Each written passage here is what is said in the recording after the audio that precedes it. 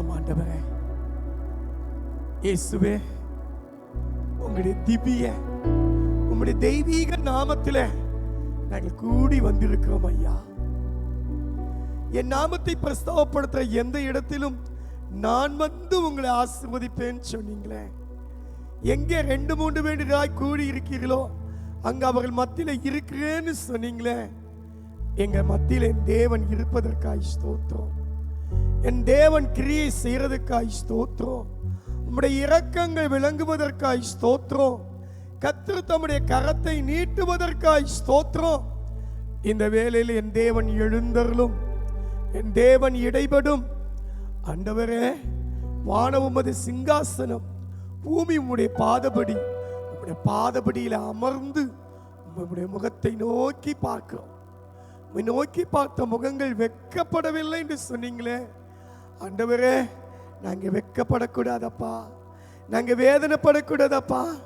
எங்களுடைய வெட்கங்கள் மாறும்படி ஆண்டவரே, கீர்த்தியும் புகழ்ச்சியுமாகும்படி இந்த வேளையிலே நீர் இறங்கி வா. இந்த ஆராதனை வேளையில் உம்முடைய அபிஷேக தைலத்தை ஊற்றும். ஆனந்த தைலத்தால் எங்களை நிரப்பும். ஆடி பாடி ஆனந்தித்து மகிழ உதவி செய்யும். கர்த்தாவே, நீ சொன்ன வார்த்தையை எங்கள் மத்தியிலே நிறைவேற்றும். பாடுகிற, ஆராதனை நடத்துகிற, இசைக்கிற, ஊடகங்களில் ஊழியம் செய்கிற, கர்த்தருக்கு பணிவிடை செய்கிற ஒவ்வொரு தேவ பிள்ளையும் இரத்தத்தினால மூடிக்கொள்ளும். தேவனை மட்டுமே மகிமைப்பட வேண்டும் என்ற எண்ணத்தோடு ஒவ்வொருவரும் செயல்பட ஒருமனப்பாட்டால் நிரப்பும். ஆராதனைக்கு இடையூறாய் தடையூறாய் எந்த மனுஷிக சக்திகளோ, எந்த ஆண்டவரே பிசாசின் கிரியைகளோ, பலவானின் ஆவியோ, பார்வோனின் ஆவியை செயல்படாதபடிக்கு இயேசு கிறிஸ்துவின் நாமத்தினாலே கடிந்து அப்புறப்படுத்துகிறேன். தேவ வல்லமை மூடிக்கொள்ளட்டும். தேவ மகிமை இங்கே இறங்கட்டும். கர்த்தர் ஒருவரே வெற்றி சிறந்து இந்த இடத்தை ஆளுகை செய்யும். எங்களை மறைத்தருளும். எங்களுக்கு அல்ல கர்த்தாவே, எங்களுக்கு அல்ல, உமது நாமத்தின் நிமித்தம் உமக்கே மகிமை வரப்பன். எல்லா துதி, எல்லா கனம், எல்லா மகிமையும் உமக்கு செலுத்தி இரட்சகர் இயேசு கிறிஸ்துவின் நாமத்தில் துதித்து செபிக்கிறோம் நல்ல பிதாவே. ஆமென், ஆமென், அல்லேலூயா.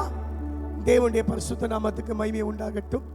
தேவனுடைய பிள்ளைகள் கர்த்தரை ஆராதித்து மகிமைப்படுத்துவார்கள். நாமும் அவர்களோடு சேர்ந்து கர்த்தரை பாடி மகிமைப்படுத்துவோம். ஆமென்.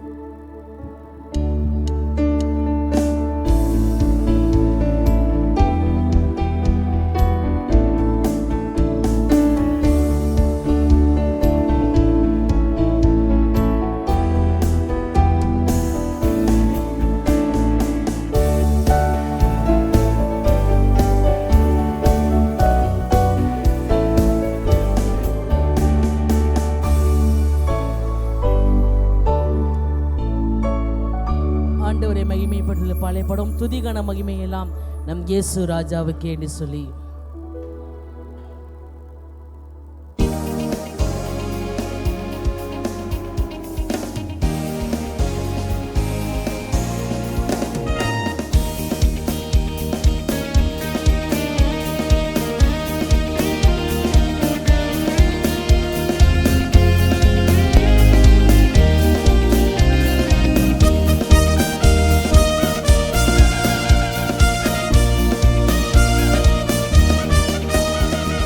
துதிகன மகிமை எல்லாம் நம் இயேசு ராஜாவுக்கே.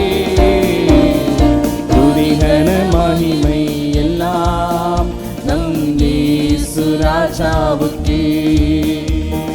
தூதர்களே துதியுங்கள், தூத சேனையை துதியுங்கள். தூதர்களே சேனையை துதியுங்கள்.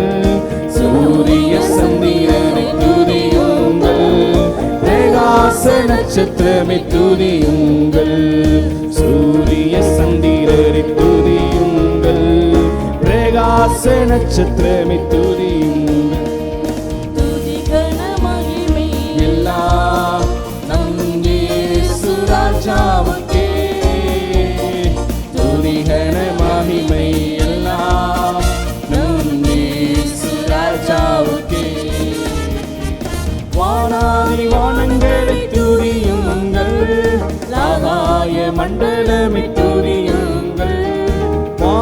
ஆதி வானங்களை துதியுங்கள், ஆகாய மண்டலமே துதியுங்கள், தண்ணீரானங்களை துதியுங்கள், பூமியில் உள்ளவையை துதியுங்கள், தண்ணீரானங்களை துதியுங்கள், பூமியில் உள்ளவையை துதியுங்கள்.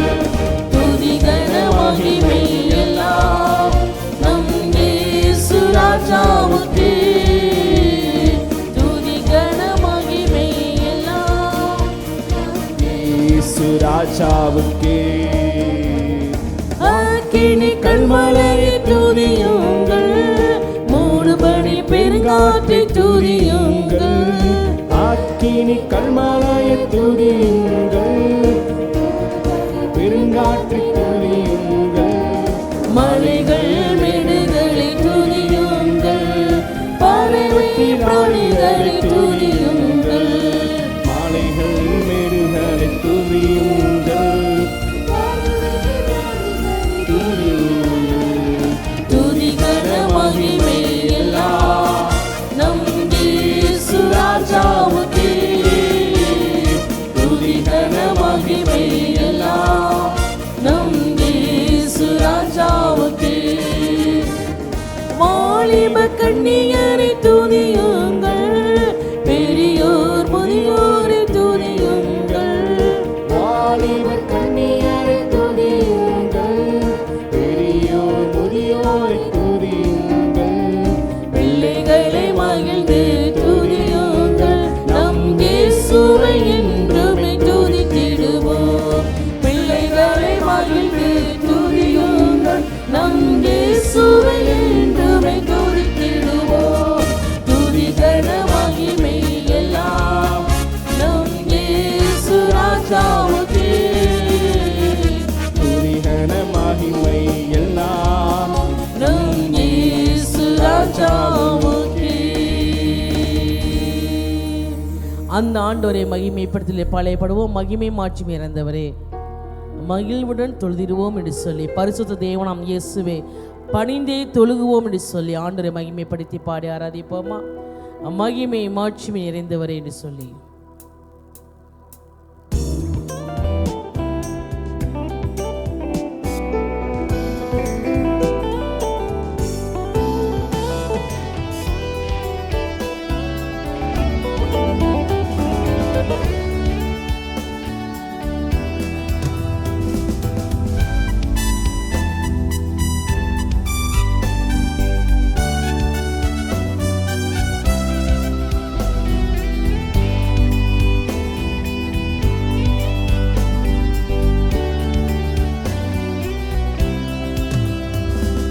மகிமை மாட்சிமை நிறைந்தவரே மகிழ்வுடன் தொழுதிடுவோம். மகிமை மாட்சிமை நிறைந்தவரே மகிழுடன் தொழுதிடுவோம். பரிசுத்த தேவனாம் இயேசுவை பணிந்தே தொழுதுவோம். பரிசுத்த தேவனாம் இயேசுவை பணிந்தே தொழுதுவோம். மகிமை மாட்சிமை நிறைந்தவரே மகிழ்வுடன் தொழுதிடுவோம். மகிமை மாட்சிமை நிறைந்தவரே மகிழுடன் தொழுதிடுவோம். உன்னத தேவனும் நீரே ஞானம் நிறைந்தவரே. உன்னத தேவனும் நீரே ஞானம் நிறைந்தவரே. முழங்கால் யாவுமே பாரினில் மட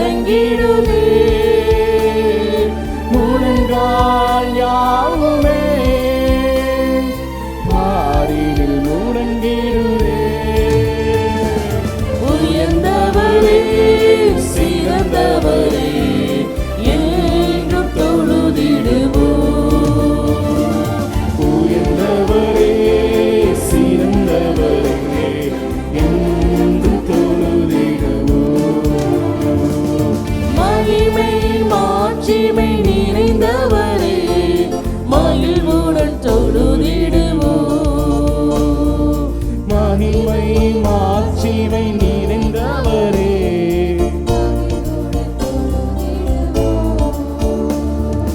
ஒருவரும் சேரா ஒளியில் வாசம் செய்பவரே, ஆமென். ஒருவரும் சேரா ஒளியில்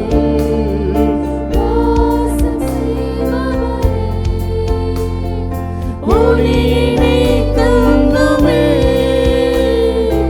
இதயத்தில் வாசம் செய்யும். ஒளியினை கண்டுமே இதயத்தில் வாசம் செய்யும். ஒளி நிறைவே அருள் நிறைவே என்றும் தொழுதிடுவோம். ஒளி நிறைவே அருள் நிறைவே என்றும் தொழுதிடுவோம். மகிமை மாட்சிமை நிறைந்தவரே மகிழ்வுடன் தொழுதிடுவோம். மகிமை மாட்சிமை நிறைந்தவரே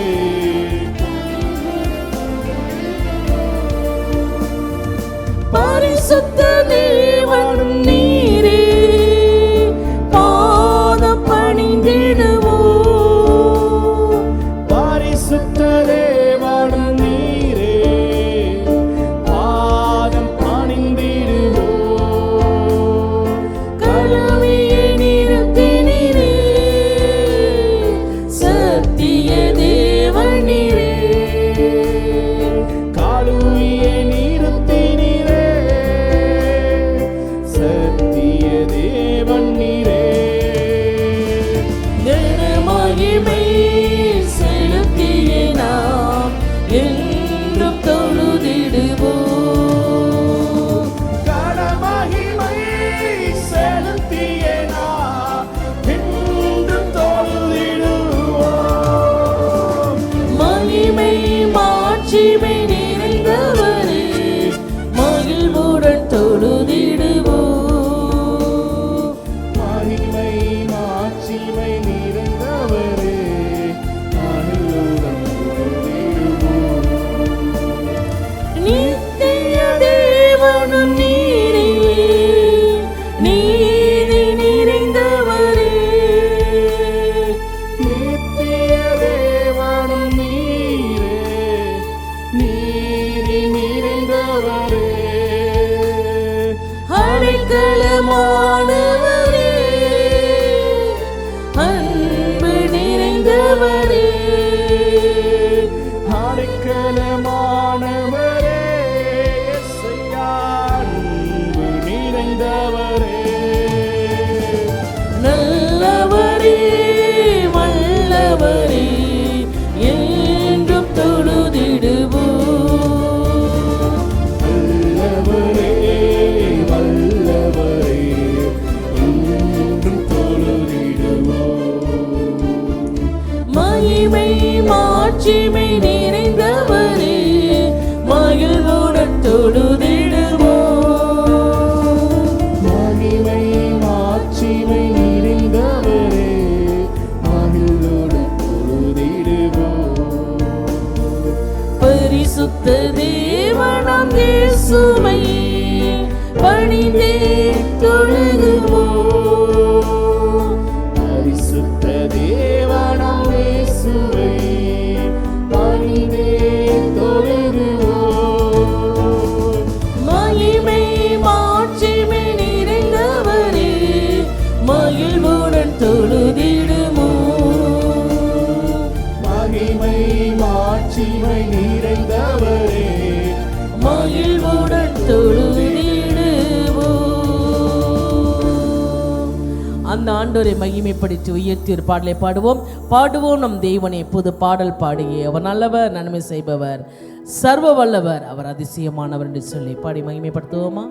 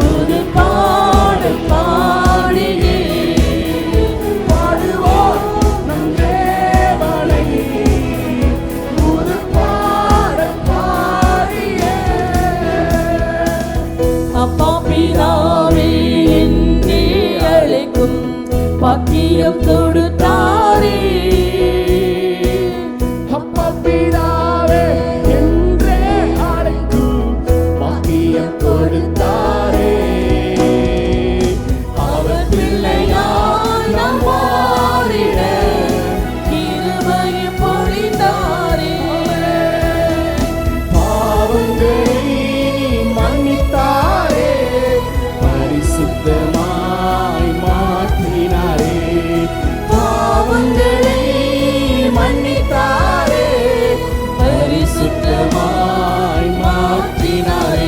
பாடுவோம் நம் தேவனே, புது பாடல் பாடியே. பாடுவோம் நம் தேவனே, புது பாடல் பாடியே. அவர் நல்லவர், நன்மை செய்பவர், சர்வ வல்லவர். அவர் நல்லவர், நன்மை செய்பவர், சர்வ வல்லவர். அவர் அதிசயமானவர், அவர் அதிசயமானவர். பாடுவோம் நம் தேவனே, புது பாடல் பாடியே. பாடுவோம் நம் தேவனை, புது பாடல் பாடியே. அப்பா பிதாவே என்றே அழைக்கும் பாக்கியம் கொடுத்தாரே. அப்பா பிதாவே என்றே அழைக்கும் பாக்கியம் கொடுத்தாரே. அவர் பிள்ளையார் நம்மாரிலே கிருபையை பொழிந்தாரே. பாவங்களை மன்னித்தாரே, பரிசுத்தமாய் மாற்றினாரே. பாவங்களை மன்னித்தாரே, பரிசுத்தமாய் பாடுவோம் நம் தேவனே, புது பாடல் பாடியே. பாடுவோம் நம் தேவனை, புது பாடல் பாடியே. அவர் நல்லவர், நன்மை செய்பவர், சர்வ வல்லவர். அவர் நல்லவர், நன்மை செய்பவர், சர்வ வல்லவர். அவர் அதிசயமானவர், அவர் அதிசயமானவர். பாடுவோம் நம் தேவனே, புது பாடல் பாடியே. பாடுவோம் நம் தேவனே, புது பாடல் பாடியே. அவர் நல்லவர், நன்மை செய்வர். ஆண்டவராய் கற்ற நல்லவராக நன்மை செய்வராக அவர் சுற்றித் தெரிந்தார். அந்த ஆண்டு நமக்கு வாக்கு பண்ணியிருக்கிறார், நம்முடைய காருண்யம் என்னை பெரியவனாக்கும், இதிலும் பெரிதானவர்களை காண்பார். அவருடைய காருண்யம் இருந்தால் போதும், அவருடைய கிருபை இருந்தால் போதும், நம்மளை பெரியவர்களாய் கற்ற மாற்றுவார். வேதத்தில் எப்படியான வாசிக்கிறோம், 1 சாமுவேல் 2ஆம் அதிகாரத்தில் ஆண்டவர் சொல்கிறார், அன்றைக்கு ஏலியின் குடும்பத்தை பார்த்து ஒரு தீர்க்கதரிசின்னு கத்த சொல்ற வார்த்தை, என்னை கனமுலை நான் கண்ணம் பண்ணுவேன். 1 சாமுவேல் 2ஆம் அதிகாரம் 30ஆம் வசனம், என்னை கனமுலை நான் கணம் பண்ணுவேன், என்னை அசட்டை பண்ணுகிறவர்கள் கனவீனப்படுவார்கள் கத்த சொல்லுகிறார். நம்முடைய காருண்யம் என்னை பெரியவனாக்கும் என்றால் ஆண்டவராய் கற்ற அவர் நம்மை பெரியவராய் மாற்றுவார். எப்போ தெரியுமா? அவரை கனம் பண்ணும் பொழுது. அவரை கனம் பண்ணுகிறவர்களை அவர் கனம் பண்ணுவார். அவர்களை கனவீனப்படுத்துகிறவர்கள் அசட்டை பண்ணப்படுவாங்களா இல்லையா? என்னை அசட்டை பண்ணுறவர்களை நான் என்ன செய்வேன்? கனவீனப்படுவார்கள். ஆண்டவர் நினைச்சாலும் ஒரு மனுஷனை உயர்த்தவும் முடியும், கீழே தள்ளவும் முடியும். ஆளுகை எல்லாம் அவர் கருத்து இருக்கிறது. அதைத்தான் மரியாள் அம்மா பாடுறாங்க, அதைத்தான் அண்ணாள் அம்மா பாடுறாங்க. அவர் பலவான்களை கீழே என்ன செய்கிறார்? ஆண்டவர் தள்ளுகிறார் என்று சொல்லி. அப்படின்னு சொன்னால் அவரை கனமகளை அவர் கனப்படுத்துவாருங்க, அவர் கனப்படுத்துவார். ஆண்டவர் சொல்லுகிறார், அவர் செய்கிறதை தடுப்பவன் யார்? உங்களை கனப்படுத்தணும்னு நினைச்சார்னா, ஆண்டவர் நினைச்சார்னா எந்த மனுஷனாலும் உங்களை என்ன செய்ய முடியாது? தடை பண்ண முடியாது. கடந்த நாட்களில் தேவன் அதிகமாக என்னோட இடைப்பட்ட காரியம் அவர் சொல்லிக் கொடுத்த என்ன தெரியுமா? எந்த இடத்துல அசட்டை பண்ணுறாங்களோ அந்த இடத்துல ஒன்றை கொண்டு தான் நான் என்ன செய்வேன்? நான் காரியம் செய்வேன். யார் அசட்டை சொல்கிறாங்களோ அந்த இடத்துல ஒன்றை நான் கனப்படுத்துகிற நீ பார்ப்பேன் ஆண்டு பேசிக்கொண்டே இருந்தார். அதை கர்த்தர் செயல்படுத்தவும் ஆரம்பித்தார். அப்போ ஆண்டு சொன்னார், நான் செய்கிறதை தடுப்பவன் யார்? கர்த்தர் செய்ய நினைத்தா அவர் யாராலும் என்ன செய்ய முடியாது? தடுக்க முடியாது. ஒரு மனிதனை உயர்த்த நினைச்சா எந்த மனுஷனும் அதை என்ன செய்ய முடியாதான், தடை செய்ய முடியாது. அப்படி இருக்கும் பொழுது இன்னொரு காரியத்தை கர்த்தர் அழகாய் கற்றுக் கொடுத்தார். ஏசாயா 54:15 இதோ உனக்கு விரோதமாய் கூட்டம் கூடினால் அது என்னாலே கூடுகிற கூட்டம் அல்ல. எவர்கள் விரோதமாய் கூடுகிறார்களோ அவர்கள் உன் பட்சத்தில் வருவார்கள். நமக்கு விரோதமாக கூட்டம் கூடி நமக்கு விரோதமாக பேசும் பொழுது ஆண்டவர் சொல்லுகிறார் அவர்கள் பட்சத்தில் வருவார்கள் சொல்லி பாருங்க. அப்படியாய் ஆண்டவராய் கர்த்தர் சொல்லுகிறார், உனக்கு விரோதமாய் உருவாக்கப்படும் எந்த ஆயுதமும் வாய்க்காதே போகும். உனக்கு விரோதமாய் ஞாயிற்று எழும்பும் எந்த நாவையும் நீ குற்றப்படுத்துவாய். இது கர்த்தருடைய ஊழியக்காரன் சுதந்திரமும் என்னால் உண்டு அவளுடைய நீதியுமாய் இருக்கிறென்று கர்த்தர் சொல்லுகிறார். அப்படின்னு சொன்னால் ஆண்டவரை கனம் பண்ணி கர்த்தருடைய வார்த்தை கற்பணித்து அவருக்காய் வாழுகிற மக்கள் வாழ்க்கையிலே ஒரு கூட்டம் எழும்பினாலும் அவர்களை தேவன் பட்சத்தில் கொண்டு வருவார்.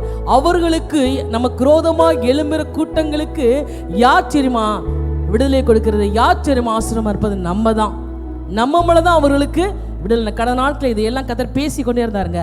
ஆனால் அப்படியே செயல்படுத்த பார்க்கும்பொழுது ஆச்சரியமாக இருந்தது. எந்த மனிதன் விரோதமாக எழும்புறானோ அவனுக்கு ஓமல தான் விடுதலை. கர்த்தர் சொன்னார், உன்னை கூட தான் நான் செயல்படுவேன் என்று சொல்லி கடந்த ஆண்டுகள் கர்த்தர் பேசினார். ஆனால் மறந்தாலும் கர்த்தர் மறக்காதபடி எல்லாவற்றையும் ஆண்டவர் செய்து நினைக்கும் பொழுது ஆச்சரியமாக இருந்தது. எதற்கு சொல்றேன்னு சொன்னால் தேவன் சொல்லுகிறார், நம்முடைய காரணியம் என்னை பெரியவனாக்கும், நான் பெரியவனாய் மாற்றுவது ஆண்டவராய் கர்த்தர். இதை சொல்லும் பொழுது கர்த்தர் ஞாபகப்படுத்துகிறார், அன்றைக்கு மொர்தெகாய்க்கு விரோதமா ஆமான் தூக்கு மரத்தை செய்து ராஜாட்ட போய் பேச போறான், அவனை தூக்குல போடணும்னு சொல்லிட்டு இந்த வார்த்தை நிமிடி எனக்கு குரோதமாய் கூட்டம் கூடினால் அது என்னாலே கூடுகிற கூட்டம் அல்ல. எவர்களுக்கு குரோதமாக கூடுகிறார் அவர்கள் பட்சத்தில் வருவார்கள். இந்த வார்த்தையை ஆண்டவராய் கர்த்தர் மொர்தெகாய் வாழ்க்கையில நிறைவேற்றி நாம் பார்க்கலாம். அவன் இப்படியா இந்த ஆமான் ராஜாடவே பேச போறான், மொர்தெகாய்க்கு ஒரு தூக்கு மரத்தை செஞ்சு தூக்குல போடணும்னு சொல்லிட்டு. ஆனா அந்த இரவு முழுவதும் ராஜாவுக்கு தூக்கமே வரல. தூக்கம் வராத போது அந்த 4ஆம் புஸ்தகத்தை எடுத்து வாசிக்க சொல்லும் பொழுது 2 காவலர்கள் ராஜாவை கொல்ல நினைக்கும் பொழுது மொர்தெகாய் அவளை காப்பாற்றினான்னு சொல்லி எழுதியிருந்ததை இவன் வாசித்தான். வாசித்த உடனேயே அவன் கேட்கிறான், இந்த மொர்தெகாய் என் ஜீவனை என் உயிரை அவன் பாதுகாத்தானே, இவனுக்கு ஏதாவது செய்யப்பட்டதான்னு சொல்லி. அப்போ இளையராஜா ஒன்றுமே செய்யலை அப்படின்னு சொன்ன உடனே அப்படி யோசிக்கிறான், இவனை நம்ம கனப்படுத்தணுமே அப்படின்ட்டு. ஆனால் அவனை தூக்கு மரத்தை போடுன்னு சொல்லி ராஜாட பேசும்படிக்கு ஆமான் வருகிறான். அப்பொழுது ராஜா கேட்குறாரு, யார் எங்கே கேட்கும் பொழுது ஆமான் எட்டி பார்க்குறான். ஆமான் வந்திருக்கிறான்னு சொன்ன உடனே இந்த ஆமான் ராஜாட பேசும் பொழுது ராஜா கேட்குறாரு, ராஜா கணம் என்ற மனுஷனை என்ன செய்யணும் அப்படின்ட்டு. இவன் நினைச்சான் தன்னை தவிர யாரையும் ராஜா என்ன செய்ய மாட்டாரு, கனம் பண்ண மாட்டார்ன்னு சொல்லி. ஏன்னா ராஜா அவனை கனப்படுத்தி வைத்திருந்ததுனால் அப்படி நினைத்து அவனை பேசும் பொழுது என்ன செய்யணும்னு சொல்லும்போது இஷ்டம் சொல்கிறான். ராஜா எதிர குதிரை, ராஜா வச்சிருக்க அந்த மணிமுடி எல்லாத்தையும், ராஜாவுடைய வஸ்திரம் எல்லாத்தையும் அவனுக்கு உடிச்சி, ராஜா கணமன்ற மனுஷனுக்கு உடிச்சி பிரதான வீதிகளில் ராஜா எதிர குதிரைகள் அவனை உட்கார வைச்சு சொல்லிக்கொண்டே போக வேண்டும். எப்படி என்று சொன்னால் ராஜா கணமன்ற மனுஷனுக்கு இப்படி செய்யப்படும் என்று சொல்லி அவன் தன்னைத்தான் கணமன போகிறான்னு சொல்லி அவன் நினைச்சு சொன்னான். அப்பொழுது அந்த ராஜா சொன்ன வார்த்தை, இதை ஒன்றிலும் தவறாதபடிக்கு சீக்கிரமா யார்கிட்ட போய் செய்ய, அந்த வாசல் உட்காந்துருக்கான் பாரு மொர்தெகாய், அவனுக்கு செய்யணும் சொல்லு. அவனுக்கு செய்யணும் சொன்ன உடனே வேறு வழி இல்லாமல் எவனை தூக்கிலே போட வேண்டும் என்று நினைத்து ராஜாட பேச வந்தானோ அவனை அப்படியாய் ஆண்டவராய் கர்த்தர் கனம் பண்ணும்படிக்கு அந்த மனுஷன் கையிலே கர்த்தர் செய்தாங்க. அதாங்க ஆண்டவர் செய்த அதிசயம். அதான் அவர் தம் பிள்ளைகள் என்பதை நிரூபிக்கும்படி கனப்படுத்துகிற காரியம் தேவன் செய்தார் பாருங்க. அதுக்கப்புறம் இந்த ஆமான் இதெல்லாம் செஞ்சதுக்கப்புறம் அவன் சஞ்சலப்பட்டு முக்காடிட்டு வீட்டுக்கு போனானா, சஞ்சலப்பட்டு வெக்கப்பட்டு போனானா. ஆண்டவர் சொல்கிறார், சத்துருக்கு வெக்கத்தை உடுத்துவேன், உன் தலையில் கிரீடம் பூக்கும். ஆண்டவராய் கர்த்தர் அவரை கனம் பண்ணுகிற மக்கள் எந்த இடத்துல வெக்கப்பட்டு போகாதபடி தேவன் அவர்களை எங்க சொல்றாங்களோ அங்கே அவர்களை கனம் பண்ணும்படிக்கு, அவர்களை வச்சுதான் அவர்களுக்கு ஆசீர்வாதம் என்று சொல்லும்படிக்கு தேவன் செயல்படுகிற தேவனாய் நமக்கு கடந்து வந்திருக்கிறார். அந்த ஆண்டவர் சொல்லுகிறார், என்னை கனமவர்களே நான் கனம் பண்ணுவேன், அசட்டை பண்ணுகிறவர்கள் கனவீனப்படுவார். கர்த்தர் அடையாளம் காட்டுவாருங்க, அடையாளம் கட்டுவார். தேவன் அபிஷேகிற மனுஷனை அடையாளம் காட்டுவார், தேவன் உயர்த்துகிற மனுஷனை கர்த்தர் அடையாளம் காட்டுவார். அன்னைக்கு தாவீதை கர்த்தர் சாமுவேலுக்கு அடையாளம் காட்டினார், இவன் தான் எழுந்து இவனை அபிஷேகம் பண்ணிட்டு சொல்லி. அப்படியா ஆகாடு தள்ளப்பட்ட கல்லாய் இருந்த தாவீதை கர்த்தர் தலைக்கு மூளைக்கல்லாய் மாற்றினது போல இன்றைக்கும் மாறாதவராய் இருந்து நம்மையும் ஆசீர்வதிக்கும்படி கடந்து வந்தபடியினால் அந்த ஆண்டவரை மகிமைப்படுத்தும்படிக்கு முழங்கால் படியிட்டு கர்த்தரை நோக்கி ஆராதிக்க போகிறோம். கர்த்தர் சொல்லுகிறார், உம்முடைய காருண்யம் என்னை பெரியவனாக்கும். அப்படி கிருபை இருந்தா போதுங்க,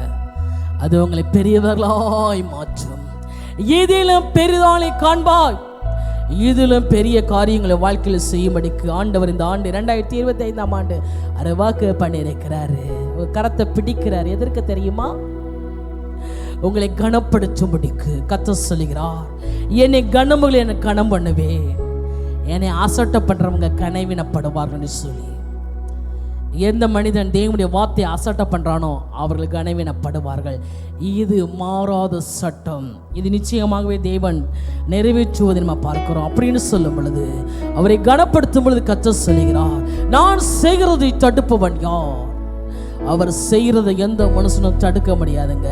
ஒரு மனுஷனை உயர்த்தணும், கனப்படுத்தணும், மேன்மைப்படுத்தணும் நினைச்சிட்டார்னா யாராலையும் தடுக்க முடியாது. அதே சமயம் ஒரு மனிதன் தன்னைத்தானே உயர்த்துவான் என்றால் அவனை கீழே தள்ளுவார். இன்னைக்கு நேபுகாத்நேச்சார் சொன்னான், அந்த அரண்மனை உலாவும் பொழுது, நான் கட்டின மகா பாபிலோன் அல்லவா.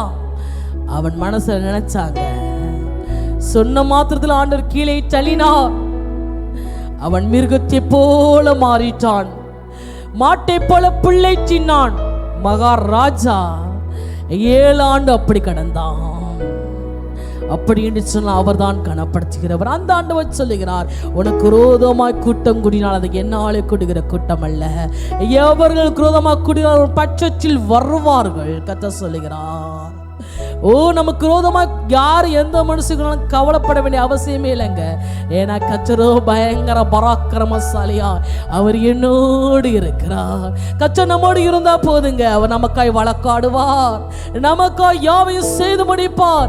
எந்த மனுஷன் நம்மளை கீழே சொல்றானோ அந்த மனுஷனுக்கு உங்களுக்கு கொண்டு தாங்க ஆசீர்வாதம், உங்களுக்கு கொண்டு தான் விடுதலை. கர்த்தர் அப்படியே தலைகளாய் மாற்றுவார். அதனால கர்த்தர் சொல்லுகிறார், எவர்களுக்கு அவர்கள் பட்சத்தில் வருவார்கள். இன்னொரு இடத்துல ஆண்டவர் சொல்லுகிறார், உன் குதிங்காலின் மண்ணை நக்குவார்கள். குதிங்காலின் மண்ணை நக்கும்படி தேவன் செய்வார். பெரிய பிரபுதான். ஆமான், ராஜா கடுத்தப்படியே தேசத்தில் இருந்தான். இந்த மருதகாய் ஒரு சிறை கைதி, ஆனா தேவ பிள்ளைங்க, ஒரு அடிமையா கொண்டு போகப்பட்டவன். அடிமைக்கு யார் வேணாலும் எது வேணாலும் செய்யலாம். அப்படி இருக்கும் பொழுது அவனை அந்த மருதகாய் தூக்கில போடுறதுக்கு தேவன் அனுமதிக்கலையே. தேவன் விடலை. எந்த மனுஷன் கீழே சொல்ல நினைச்சானோ அந்த மனுஷன் கையினாலே கர்த்தர் கனப்படுத்தினார். இதுதாங்க தேவன் செய்கிற செயல். தம் பிள்ளைகளுக்கு மற்றவர்களுக்கு வித்தியாசத்தை காண்பிக்கும்படி தேவன் செயல்படுத்துகிற தேவனாக இருக்கிறார். ஹல்லேலூயா. அந்த ஆண்டவரை ஆராதிக்கும்படி அர்ப்பணிப்போம், கனப்படுத்துவோம், அவரை மகிமைப்படுத்துவோம்.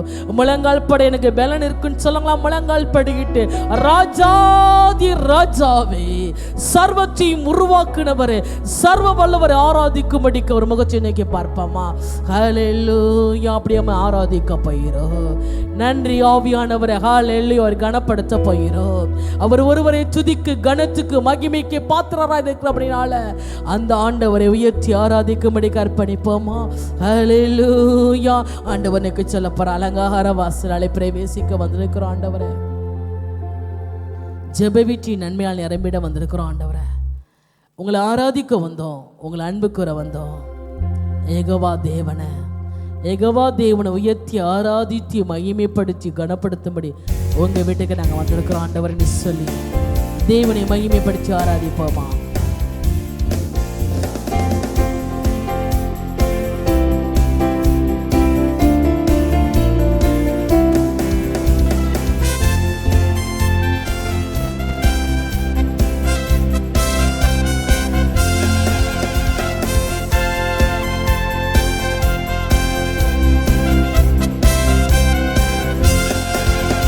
அலங்கார வாசலாலே பிரவேசி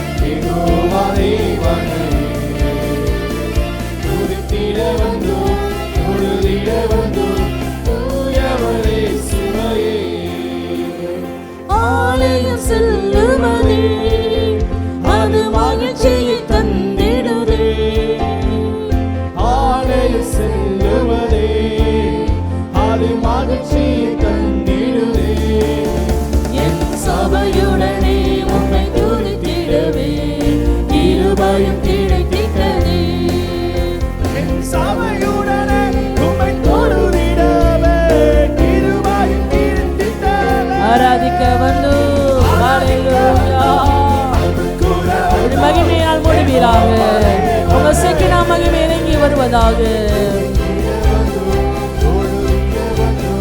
தூயவரே சுவையே ஆராதிக்க வந்தோம், அன்பு கூற வந்தோம், யெகோவா தேவனையே.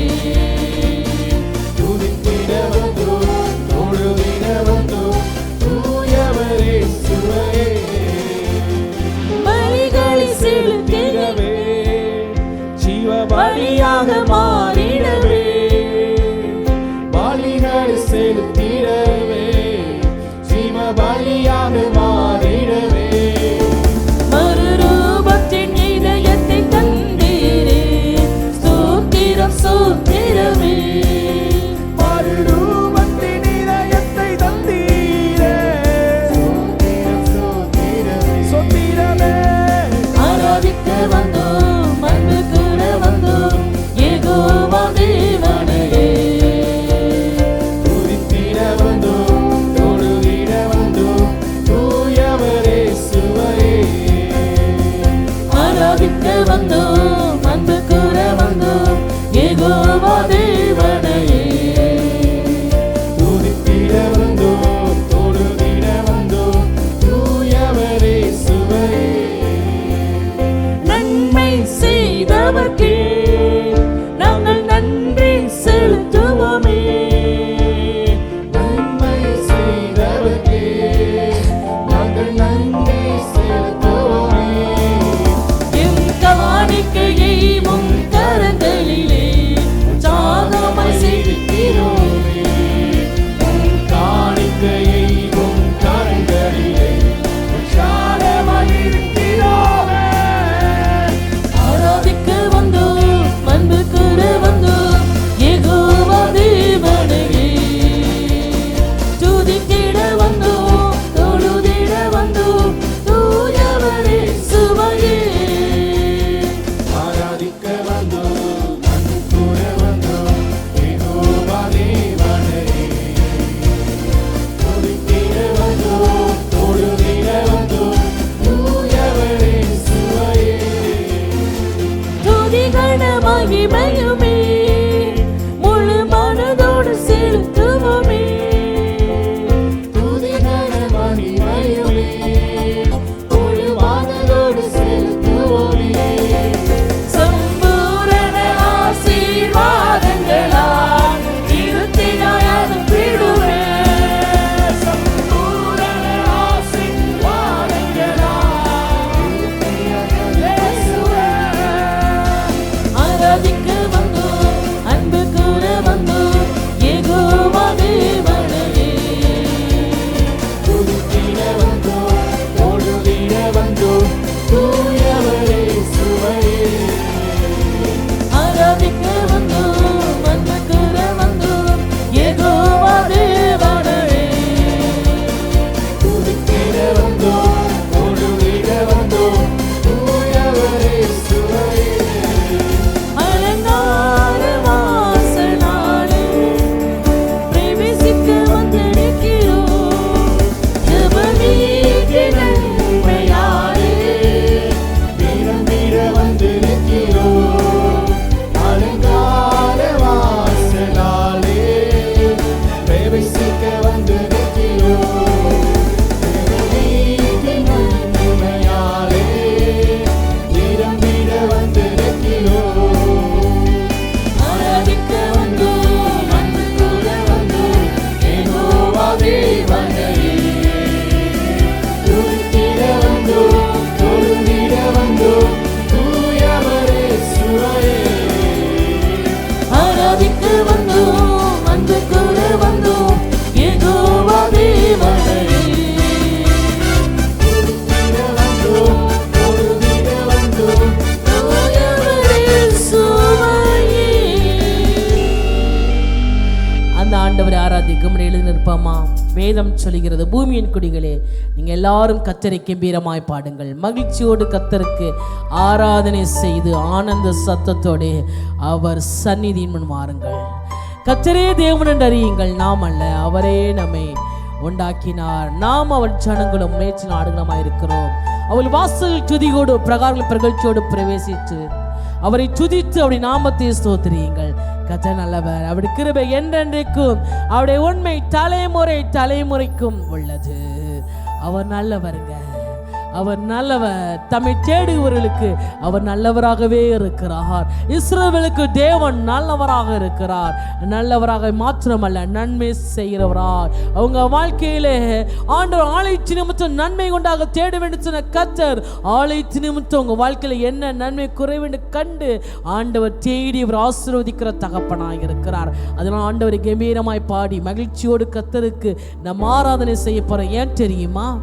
ஆண்டவர் உங்களை கனம் பண்ண போகிறார். உடைய காருண்யம் என்னை பெரியவனாக்கும். எந்த மனுஷனையும் பிரகாசிப்பிக்கிற மெய்யான வழி அவர். எவரையும் மேன்மைப்படுத்தவும் பலப்படுத்தவும் அவர் கரத்தினால் ஆகும். ஐஸ்வர்யமும் கனமும் அவருடைய கரத்தில் இருக்கிறது. அவர் நினைத்தால் தூக்கி நிறுத்துவார், அவர் நினைத்தால் கீழே தள்ளவும் முடியும். தன்னைத்தானே உயர்த்துகிறவன் தாழ தள்ளப்படுவான் ஆண்டவர் சொன்னார். ஆனால் ஒரு மனிதனை கர்த்தர் உயர்த்தும் பொழுது எல்லா கண்களும் காணும்படிக்கு தேவன் அவர்களை கொண்டு பெரிய காரியங்களை செய்வார். ஹல்லேலூயா. ஆண்டவருடைய வார்த்தையின்படி நம்முடைய காரணியை பெரியவனாக்கும் என்ற வார்த்தையின்படியே அவர் நம்மை அப்படியாய் ஆண்டவர் முன்குறித்து நம்ம ரட்சித்து அபிஷேகத்தோட பிள்ளையாய் தேர்ந்தெடுத்து அவருடைய ஆலயத்திலே கொண்டு வந்து நிறுத்தினாரே. ஆண்டு கண்டு சொல்லி பாடப்போகிறோம். மகிழ்வோம் மகிழ்வோம் தின அக மகிழ்வோம், இயேசு ராஜன் நம் சொந்தமாகினார். இந்த பாதாளத்தின் சொந்தக்காரர் அவர், என் உள்ளத்தில் சொந்தமானார். யார் என்னை விட்டு போனா என்ன? என் இயேசு என் கூட இருந்தா போதும். அவர் சர்வ வல்லவர். ஏன் தெரியுமா? அவர் ஒருவராய் பெரிய அதிசயங்களை செய்கிறவர். அவர் ஒருவராய் என் கூட இருந்து பெரிய அதிசயங்களை அவர் செய்வார். அதனால அந்த ஆண்டவரை மகிமைப்படுத்தி பாடுவோமா? மகிழ்வோம் மகிழ்வோம் தின அக மகிழ்வோம் அப்படி சொல்லி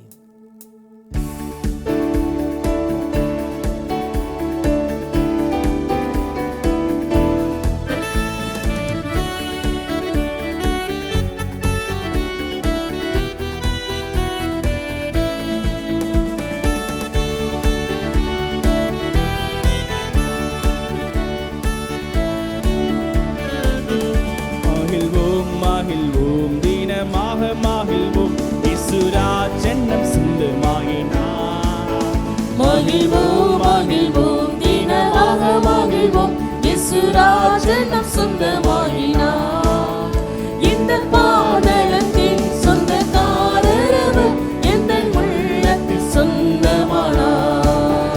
இந்த பாதாளத்தின் சொந்தக்காரர் அவர், எந்த உள்ளத்தில் சொந்தமானார். ஆனந்தமே பரமானந்தமே, இது மாபெரும் பாக்கியமே. ஆனந்தமே பரமானந்தமே, இது மாபெரும் பாக்கியமே.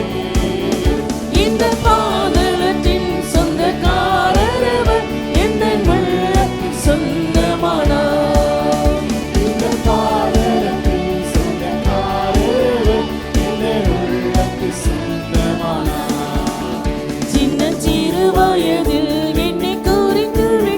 தூரம் போயினும் கண்டு கொண்டார். சின்னஞ்சிறு வயதில் என்னை குறித்து விட்டார், தூரம் போயினும் கண்டு கொண்டார். தமது ஜீவனை எனக்கு மாறித்து ஜீவன் பெற்றுக் கொள்கின்றார். தமது ஜீவனை எனக்கு மாறித்து ஜீவன் பெற்றுக் கொள்கின்றார். பரமானந்தமே, இது மாபெரும் பாக்கியமே. ஆனந்தமே பரமானந்தமே, இது மாபெரும் பாக்கியமே. இந்த பாதாளத்தின் சொந்தக்காரர் அவர், எந்த உள்ளத்தில் சொந்தமானார். இந்த பாதாளத்தின் சொந்தக்காரர் அவர், எந்த உள்ளத்தில் சொந்தமானார். எந்த சூழ்நிலையும் அவர் அன்பினின்று என்னை பிரிக்காது காத்துக் கொள்வார். எந்த சூழ்நிலையும் அவர் அன்பினின்று என்னை பிரிக்காது காத்துக் கொள்வார். என்னை நம்பி அவர் தந்த பொறுப்பதனை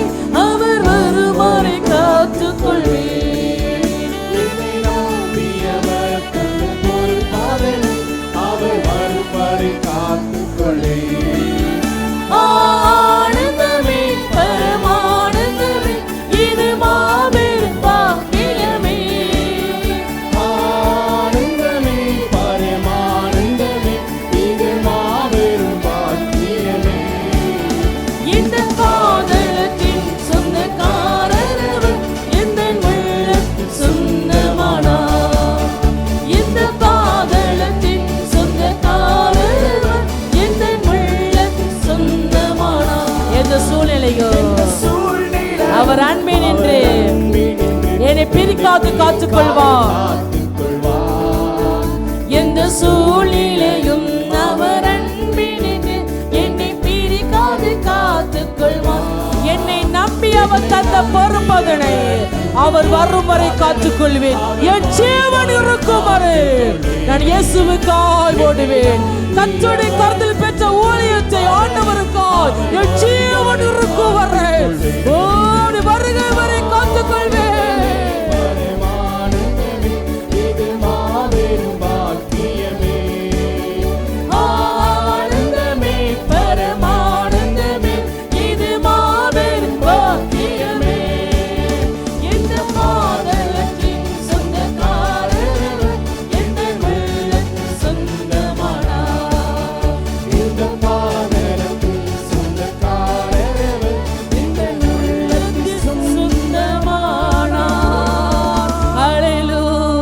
சொல்லுகிறார், இதோ உனக்கு விரோதமாய் கூட்டம் கூடினார், அது என்னாலே கூடிய கூட்டம் அல்ல, எவர்களுக்கு விரோதமாக கூடினார் பட்சத்தில் வருவார்னு சொன்ன ஆண்டவர் அதற்கு முன்னதாக தேவன் அநேக வார்த்தைகளை வாக்குத்தத்தமாய் கொடுக்கிறார். அதையெல்லாம் தேவன் இப்பொழுது அதையெல்லாம் கர்த்தர் சொல்லும்படி ஆவியானவர் சொல்லுகிறார். என்ன தெரியுமா? கர்த்தர் சொல்லுகிறார், மலைகள் விலகினாலும் பர்வதமலை பெயர்ந்தாலும் என் கிருபை உன்னை விட்டு விலகாது என்று சொல்லி என் சமாதான உடன்படிக்கையை நிலை பெறாமலும் இருக்கும் என்று உண்மையில் மனதில் கர்த்தர் சொல்லுகிறார். சிறுமைப்பட்டவளே, பெருங்காற்றில் அடிப்பட்டவளே, சேச்சரவற்றவளே, இதோ நான் உன் கல்லுகளை பிரகாசிக்கும்படி வைத்து நீல ரத்தினங்களை உன் அஸ்திபாரமாக்கி உன் பலகணிகளை பளிங்கும் உன் வாசல்களை மாணிக்க கற்களும் உன் மதிகெல்லாம் உச்சிதமான கற்களமாக்குவேன். உன் பிள்ளைகளால் கர்த்தரால் போதிக்கப்பட்டிருப்பார்கள். உன் பிள்ளைகளில் சமாதான பெரிதாக இருக்கோ. நீதினால் ஸ்திரப்பட்டிருப்பாய், கொடுமைக்கு தூரமாவாய், பயமில்லாதிருப்பாய், தீளுக்கு தூரமாவாய்.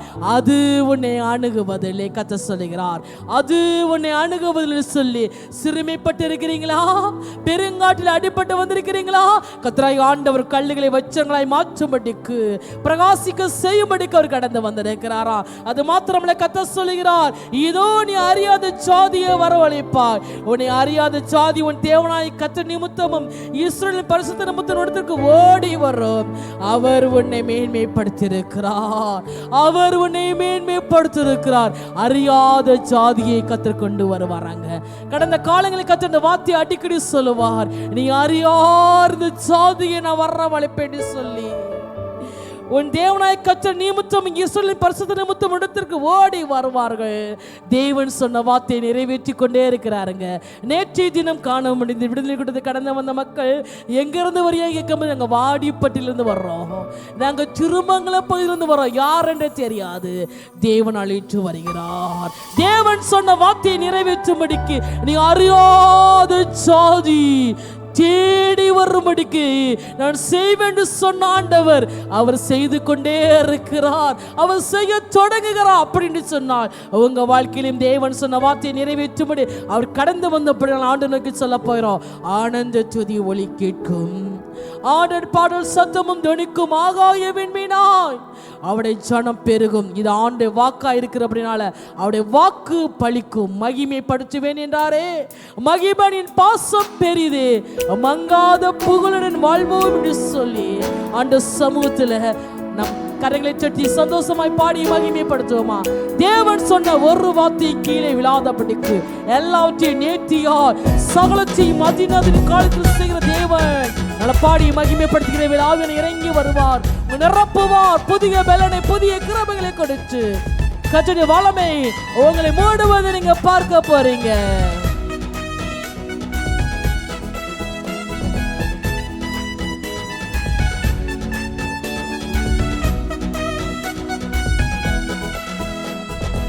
ஆனந்த துதி ஒலி கேட்கும், ஆடல் பாடல் சத்தமும் துணிக்கும், ஆகாய விண்மீனாய் அவர் சரணம் பெருகும், ஆண்டவர் வாக்கு பலிக்கும். ஆகாய விண்மீனாய் அவர் சரணம் பெருகும், ஆண்டவர் வாக்கு பலிக்கும். மகிமைப்படுத்துவேன் என்றாரே, மகிமையின் பாசம் பெரிதே, மங்காத புகழுடன் வாழ்வோம், வாஞ்சித்து துயர்ந்திடுவோம். நாங்க குறுகிட மாட்டோம், நாங்க குன்றி போக மாட்டோம். குறுகிட மாட்டோம், குன்றிட மாட்டோம், கரையில்லா தேவனின் வாக்கு. நிரப்புங்க ஆவியானவரே, ஒவ்வொரு மக்களையும் பரிசுத்த வல்லமை நிரப்புங்க. ஆலயத்துக்கு வந்திருக்கிற மக்கள் வாழ்க்கையிலே உங்க நன்மையை பெற்றுக் கொள்ளும்படிக்கு, காரணியமாக பெரியவளை மாற்றும்படிக்கு, அவங்க தலையை நிமிர்ந்து நடக்க பண்ணும்படிக்கு, சத்துருக்கு வெக்கத்தை உடிச்சு அவருடைய தலையில் கிரீடம் பூக்கும்படிக்கு இப்ப அவங்க வல்லமை ஒவ்வொரு மக்கள் நிரப்பட்டும் ஐயா. கர்த்தர் சொன்ன வார்த்தையை உறுதிப்படுத்தும்படிக்கு, இது தேவனுடைய வார்த்தை நிரூபிக்கும்படிக்கு உங்க வல்லமை இறங்கட்டும். உங்க சேக்கனா மகிமை மூடுவதாக. பாரான மண்மேடுகள் யாவும் பாராளும் என்று மாடையாகும். சிறிவாழ்வு மறையும், சீர்வாழ்வு மலரும், சீயோனின் மகிழை திரும்பும். சிறிவாழ்வு மறையும், சீர்வாழ்வு மலரும், சீயோனின் மகிழை திரும்பும். ஆனந்த துதி ஒலி கேட்கும். நிரப்புங்க ஆவியானவரே. ஆடு பாடு சத்தம் ஒரு மல்ல ஷபலோ தரமல கமரோ தரமல பரா. கர்த்தர் சொல்லுகிறார், எப்பொழுது இது உள்ளங்கை மேகம், இது உள்ளங்கை மேகம் வரும் நாட்கள் பெருமை இறைச்சல் கேட்கப்படும். ஒரு பெருமை இறைச்சல் வாக்கை ஜொலிக்கும்படிக்கு பரிசுத்தாவின் மலையை போல ஊற்றப்படி கடந்து வந்திருக்கிறோம். ஒரு மல்ல ஷபல கமரோ தரமல பரா. ஒரு பி கமரோ ஷபலோ தரமல பரா. ஒவ்வொரு மக்களுக்குள்ளும் எப்படி கர்த்தருடைய வல்லமை வெளிப்படுவதாக, ஜீவனும் தீர்க்காயுசை கொடுக்கும்படி கர்த்தர் பலப்படுத்த கடந்து வந்திருக்கிறார். கர்த்தர் ஜீவனை கொடுப்பேன் வாக்குப்படுகிறார், தீர்க்காயுசை கொடுப்பேன் கர்த்தர் வாக்குப்படுகிறார். ஓரிபி கமரோ ஷோபலோ தரமல பரா. ஓரிபி கமரோ ஷோபலோ தரமல. நிரப்புங்க ஆவியானவரே, ஒவ்வொரு மக்கள் நிரப்புங்க, நிரப்புங்க. உங்க வல்லமையை பார்க்கட்டும், இந்த கிருபையை உணரட்டும், நன்மை கிருபை தொடரும்படிக்கு ஆவியான வல்லமை எப்பொழுது ஒவ்வொரு பாத்திரம் நிரம்பி வழியும்படிக்கு சந்திரகன் பந்தி ஆயத்தப்படுத்தி தலையில அபிஷேகம்படிக்கு ஆவியான நிரப்புவீராக, நிரப்புவீராக, நிரப்புவீராக. இயேசுவின் நாமத்தினாலே.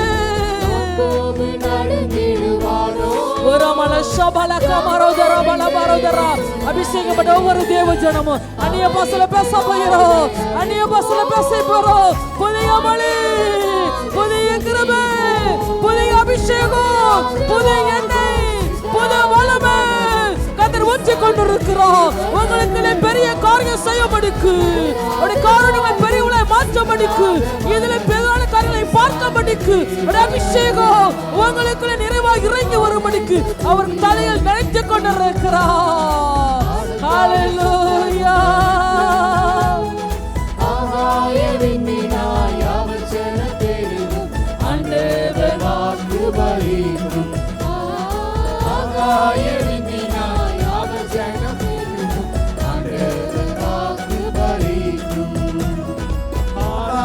காயங்கள் ஆரோக்கியம் வாழ்வினில் மூடும், ஆற்றிய தேற்றும் நல்லா போற்றிய பாதம் பணிவோம். அநாதிரே வரை அடுக்கலமாய் அநாதையாவது இல்லை. அநாதிரே வரை நாங்கள் யாரும் அனாதை இல்லை ஆண்டவரே. அப்பா பிதாவே, yes,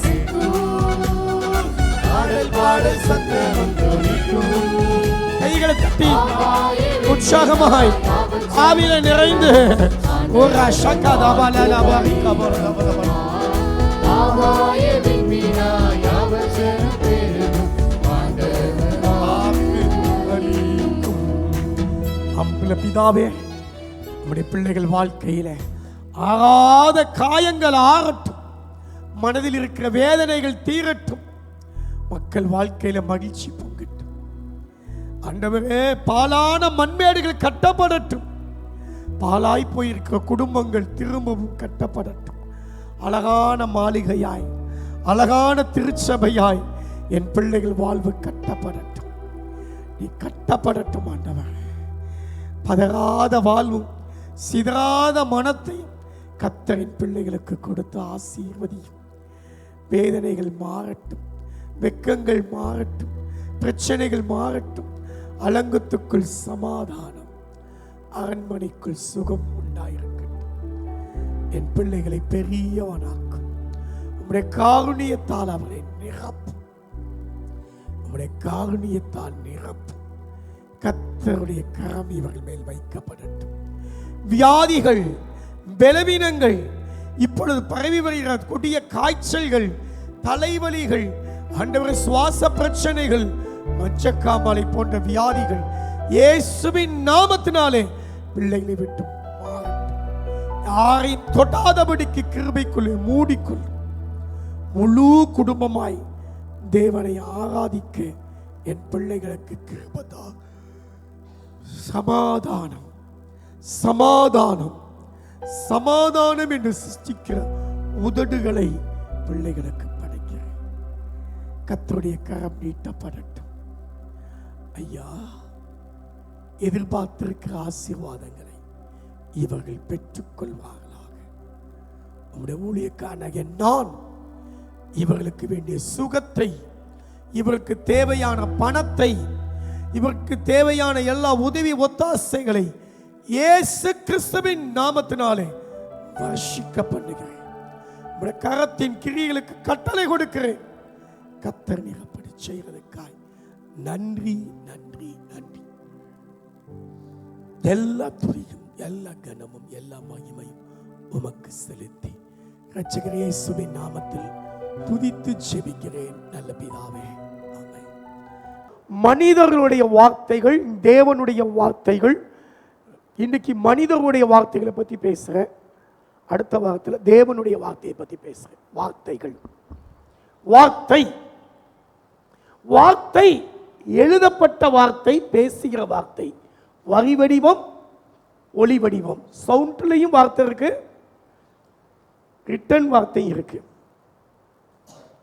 வேதம் சொல்லுகிறது, யோவான் 1:1, ஆதியிலே வார்த்தை இருந்தது, இந்த வார்த்தை தேவனிடத்தில் இருந்தது, இந்த வார்த்தையே தேவனாய் இருந்தது.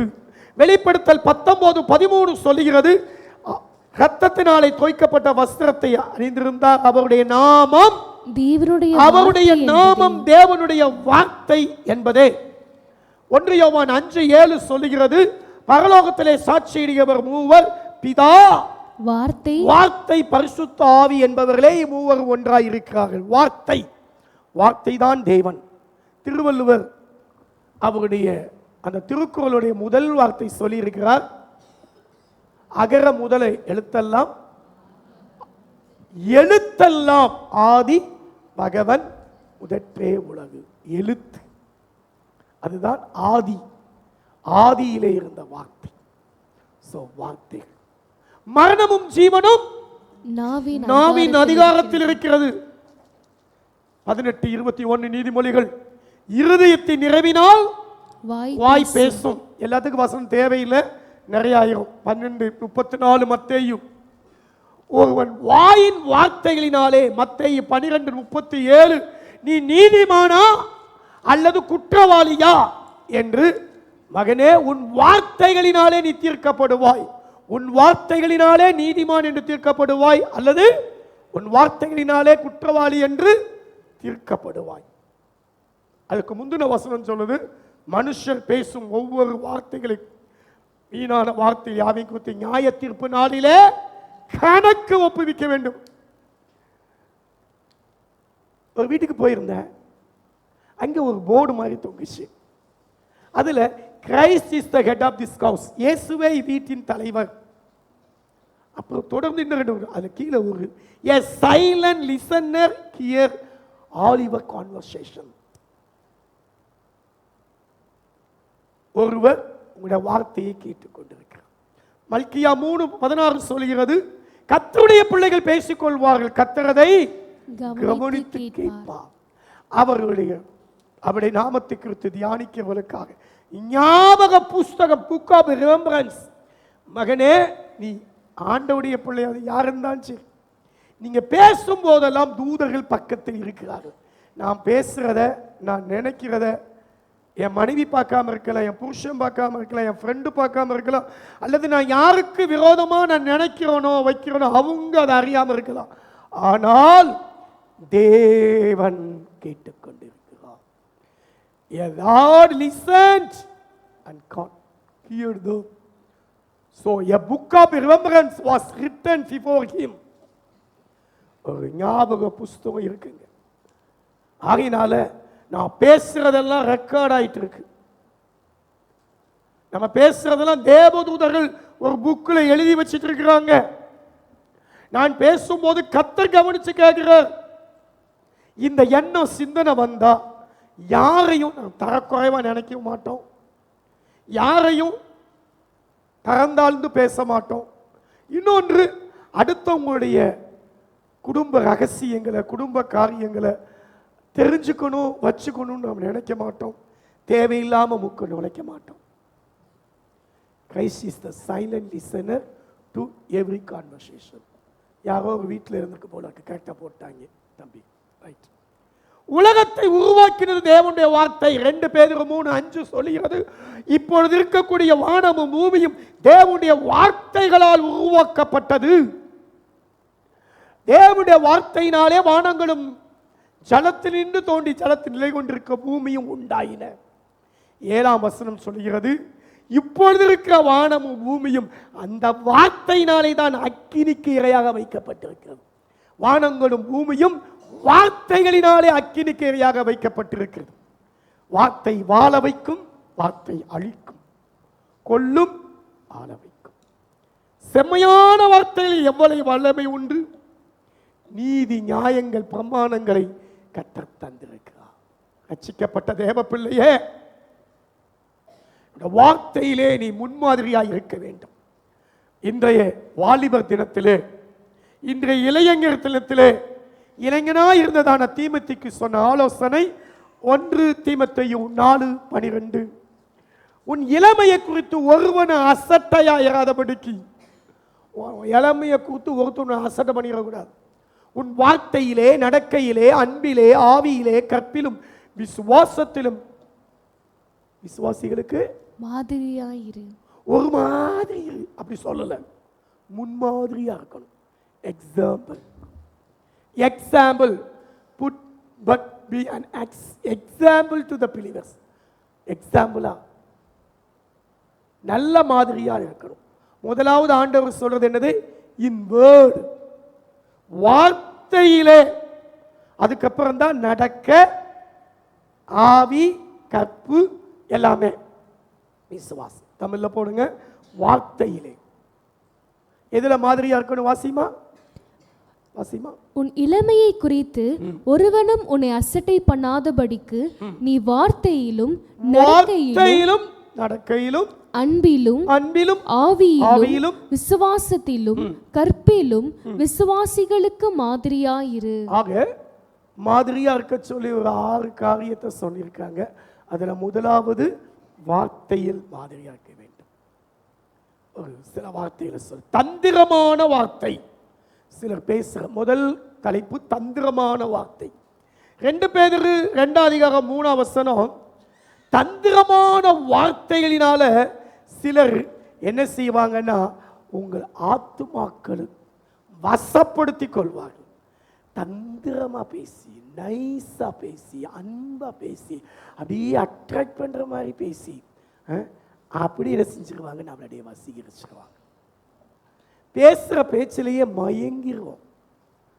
தந்திரமா பேச முதல்ல தந்திரமா பேசின ஆள் யார் தெரியுமா? சர்ப்பம். ஆதியாகமம் 3 சர்ப்பமானது, காட்டு மிருகங்கள்ல சர்ப்பமானது எப்படி இருந்துச்சா? தந்திரமுள்ளதா இருந்தது. அது மிருகம், காட்டு ஜீவன், ரெப்டைல்ஸ் அல்ல. அந்த காலத்துல அனிமலா தான் இருந்துச்சு. 4 கால் மாதிரி கால் இருந்து நடந்துகிட்டு இருந்தது தான் சர்ப்பம். அதுக்கு பின்னாடி ஆண்டவர் சாபம் கொடுத்து அந்த என்னச்சு நகண்டு போற அந்த ஊரு பிராணியா மாறிடுச்சு. சர்ப்பமானது தந்திரமுள்ளதா இருந்துச்சு.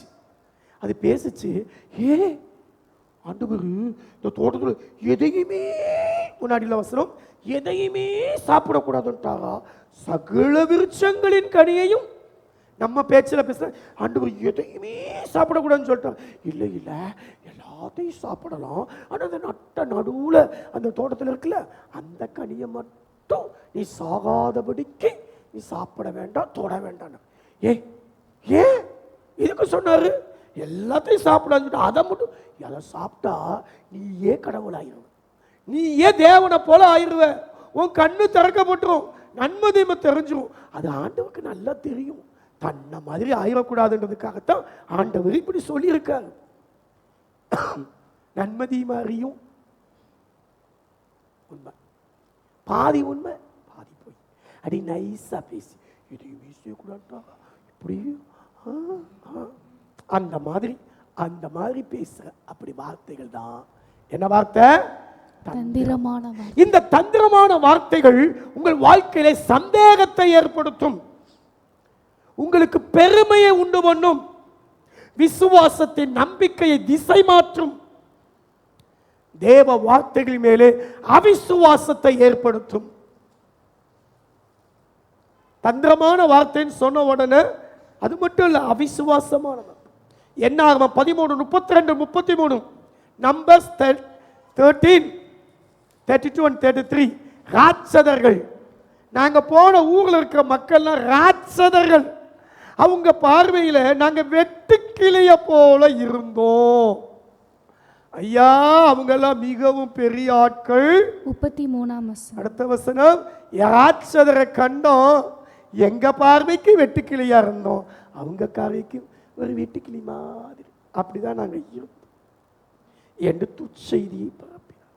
14:11 ஆண்டவர் சொல்றார், அவர்களை காத்த நிழல் அவர்களை விட்டு போயிற்று. 9ஆம் வசனமா சொல்லுங்க. கர்த்தருக்கு விரோதமாக மாத்திரம் கலகம் பண்ணாதிருங்கள். அந்த தேசத்தின் ஜனங்களுக்கு நீங்கள் பயப்பட வேண்டியதில்லை, அவர்கள் நமக்கு இரை ஆவார்கள். அவர்களை காத்த நிழல் அவர்களை விட்டு விலகி போயிற்று. கர்த்தர் நம்மோட இருக்கிறார், அவர்களுக்கு பயப்பட வேண்டியதில்லை என்றார்கள். காத்த நிழல் போயிருச்சுங்க, நீங்க பயப்பட வேண்டாம், ஆண்டவர் உங்களோட இருக்காரு. இப்படியும் தேவ பிள்ளைகள் சொன்னாங்க, அப்படியும் சொன்னாங்க. 40 நாள்ல போக வேண்டிய பிரயாணம் 40 வருஷம் ஆயிடுச்சு. மகனே, சிலர் உங்கள்கிட்ட பேசும்போது உங்களை வசப்படுத்தும்படிக்கு, உங்களை தங்களுடைய கைக்குள்ளே போட்டுக்கொள்ளும்படிக்கு, உங்களை தங்களுடைய வலையிலே அகப்படுத்தும்படிக்கு உங்களிடத்தில் பேசுவார்கள். அவர்களுக்குள் இருப்பது சர்ப்பத்தின் ஆவி, அவர்களுக்குள் இருப்பது சந்தேகத்தின் ஆவி, அவர்களுக்குள் இருப்பது தந்திரம் மந்திரம். மகனே, நீ தேவனை விசுவாசிக்கிற பிள்ளை, இதை கேட்டு ஒரு நாள் என்ன செய்யக்கூடாது?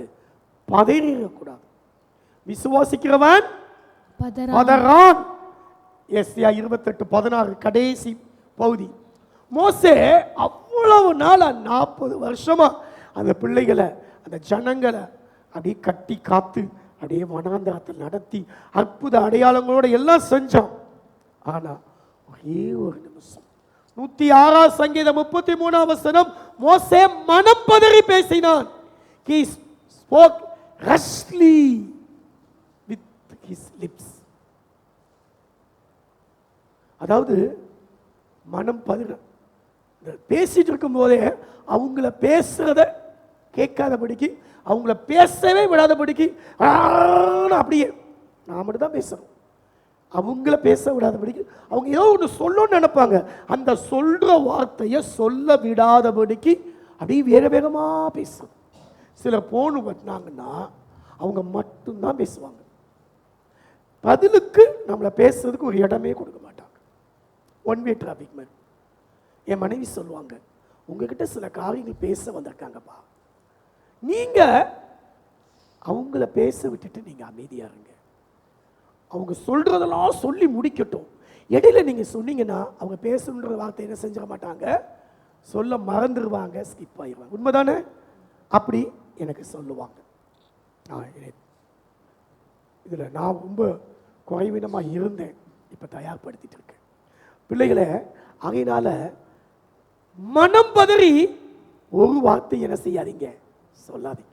தேவன் வானத்தில் இருக்க, நீ பூமியில் இருக்க. தேவ பிள்ளைகளை, வீணான வார்த்தைகள் எல்லாத்தையும் பேசிட்டு ஏதோ சொல்லிட்டேங்க அந்த நேரத்தில் கடன்னு நான் பேசிட்டேன் ஒன்று நினச்சிக்காதீங்க அப்படின்னு சொல்லிட்டு துணிகரமாக பேசிட்டு, அப்படி இல்லை.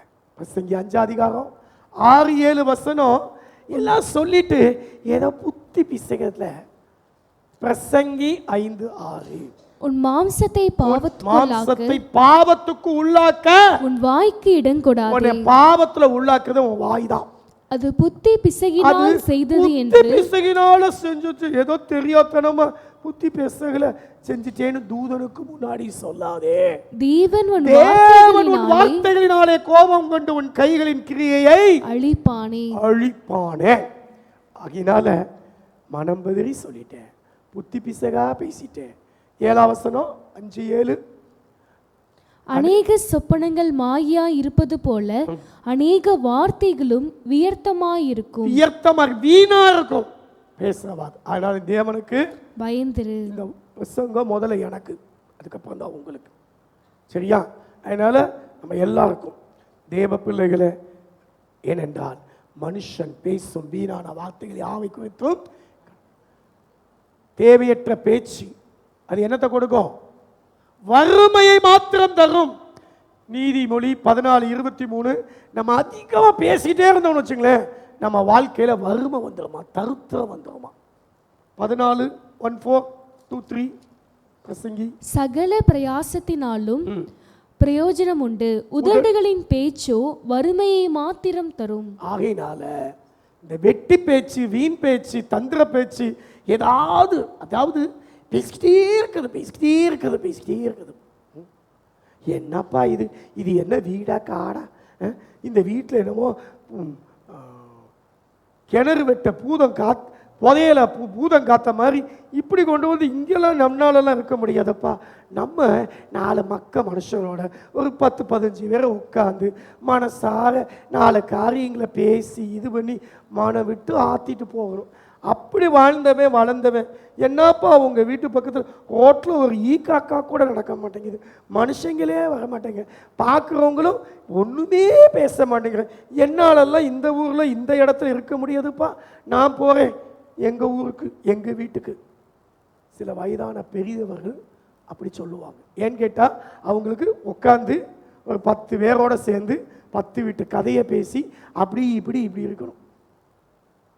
அவங்கள இந்த நம்ம ஏரியா மாதிரி இருக்க இடத்த தனியாக இருந்து வந்தாங்கன்னா பார்த்தா என்னங்க எதுங்க அப்படின்னு மட்டும் பேசிட்டு இருக்க முடியாது.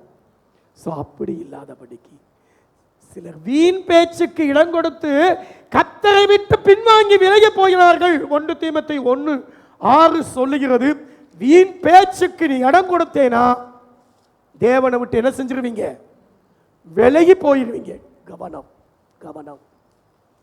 வீண் வார்த்தைகள் நம்ம என்ன செய்யும்? மோசம் போக்கிவிடும். எபேசியர் 5:6. வீணான வார்த்தைகள் நம்மை மோசம் போக்கும். ஆமென். உங்கள் வீண் வார்த்தையினாலே மோசம் போகாதபடிக்கு எச்சரிக்கையாயிருங்கள். தேவன் வீண் வார்த்தைகளுக்கு செவி கொடா. யோபு 35:13. ஆகையினால சீர்கேடான 1 தீமோத்தேயு 6:20 சீர்கேடான வீண் பேச்சுகளுக்கு ஞானம் என்று பொய்யாய் பெயர் பெற்று ஞானமா பேசுவோம், ஞானமா இருக்கும் அப்படின்னு நினைச்சுக்கிட்டு அந்த மாதிரி காரியங்களுக்கு இதெல்லாம் என்னது? விபரீதங்களை உண்டாக்கும். விலகி இருக்கு. ஆமென். நான் சொல்றது கொஞ்சம் கஷ்டமா இருக்கலாம், கடினமா இருக்கலாம், ஆனா சில காரியம் நான் அனுபவிச்சுட்டு நான் சொல்றேன். நிறைய மக்கள் என்னை காயப்படுத்தி எங்களுடைய பிள்ளைகளை, என் மனைவி மக்களை அப்படி பீஸா கிழிச்சு விட்டுருப்பாங்க. ஆனா என்னன்னு தெரியுமா? அப்படிப்பட்டவர்களை நேசித்து அன்பு காட்டி அரவணைச்சு இல்லாட்டி போயிடுவாங்க. இல்லாட்டினா அவங்க வாழ்க்கையில ஏதாவது நடந்துடும். நம்ம கண்ணீர் விட்டுட்டோம், காயப்பட்டுட்டோம்னா ஏதோ ஒரு காரியம் நடந்துடும். அதனால ஆண்டவரே அப்படின்னு ஆசீர்வதிக்கும். ஸோ உங்கள் வார்த்தைகள் இப்படி இருக்க வேண்டும். முதலாவது எப்படி இருக்கக்கூடாது? தந்திரமான வார்த்தையா இருக்கக்கூடாது.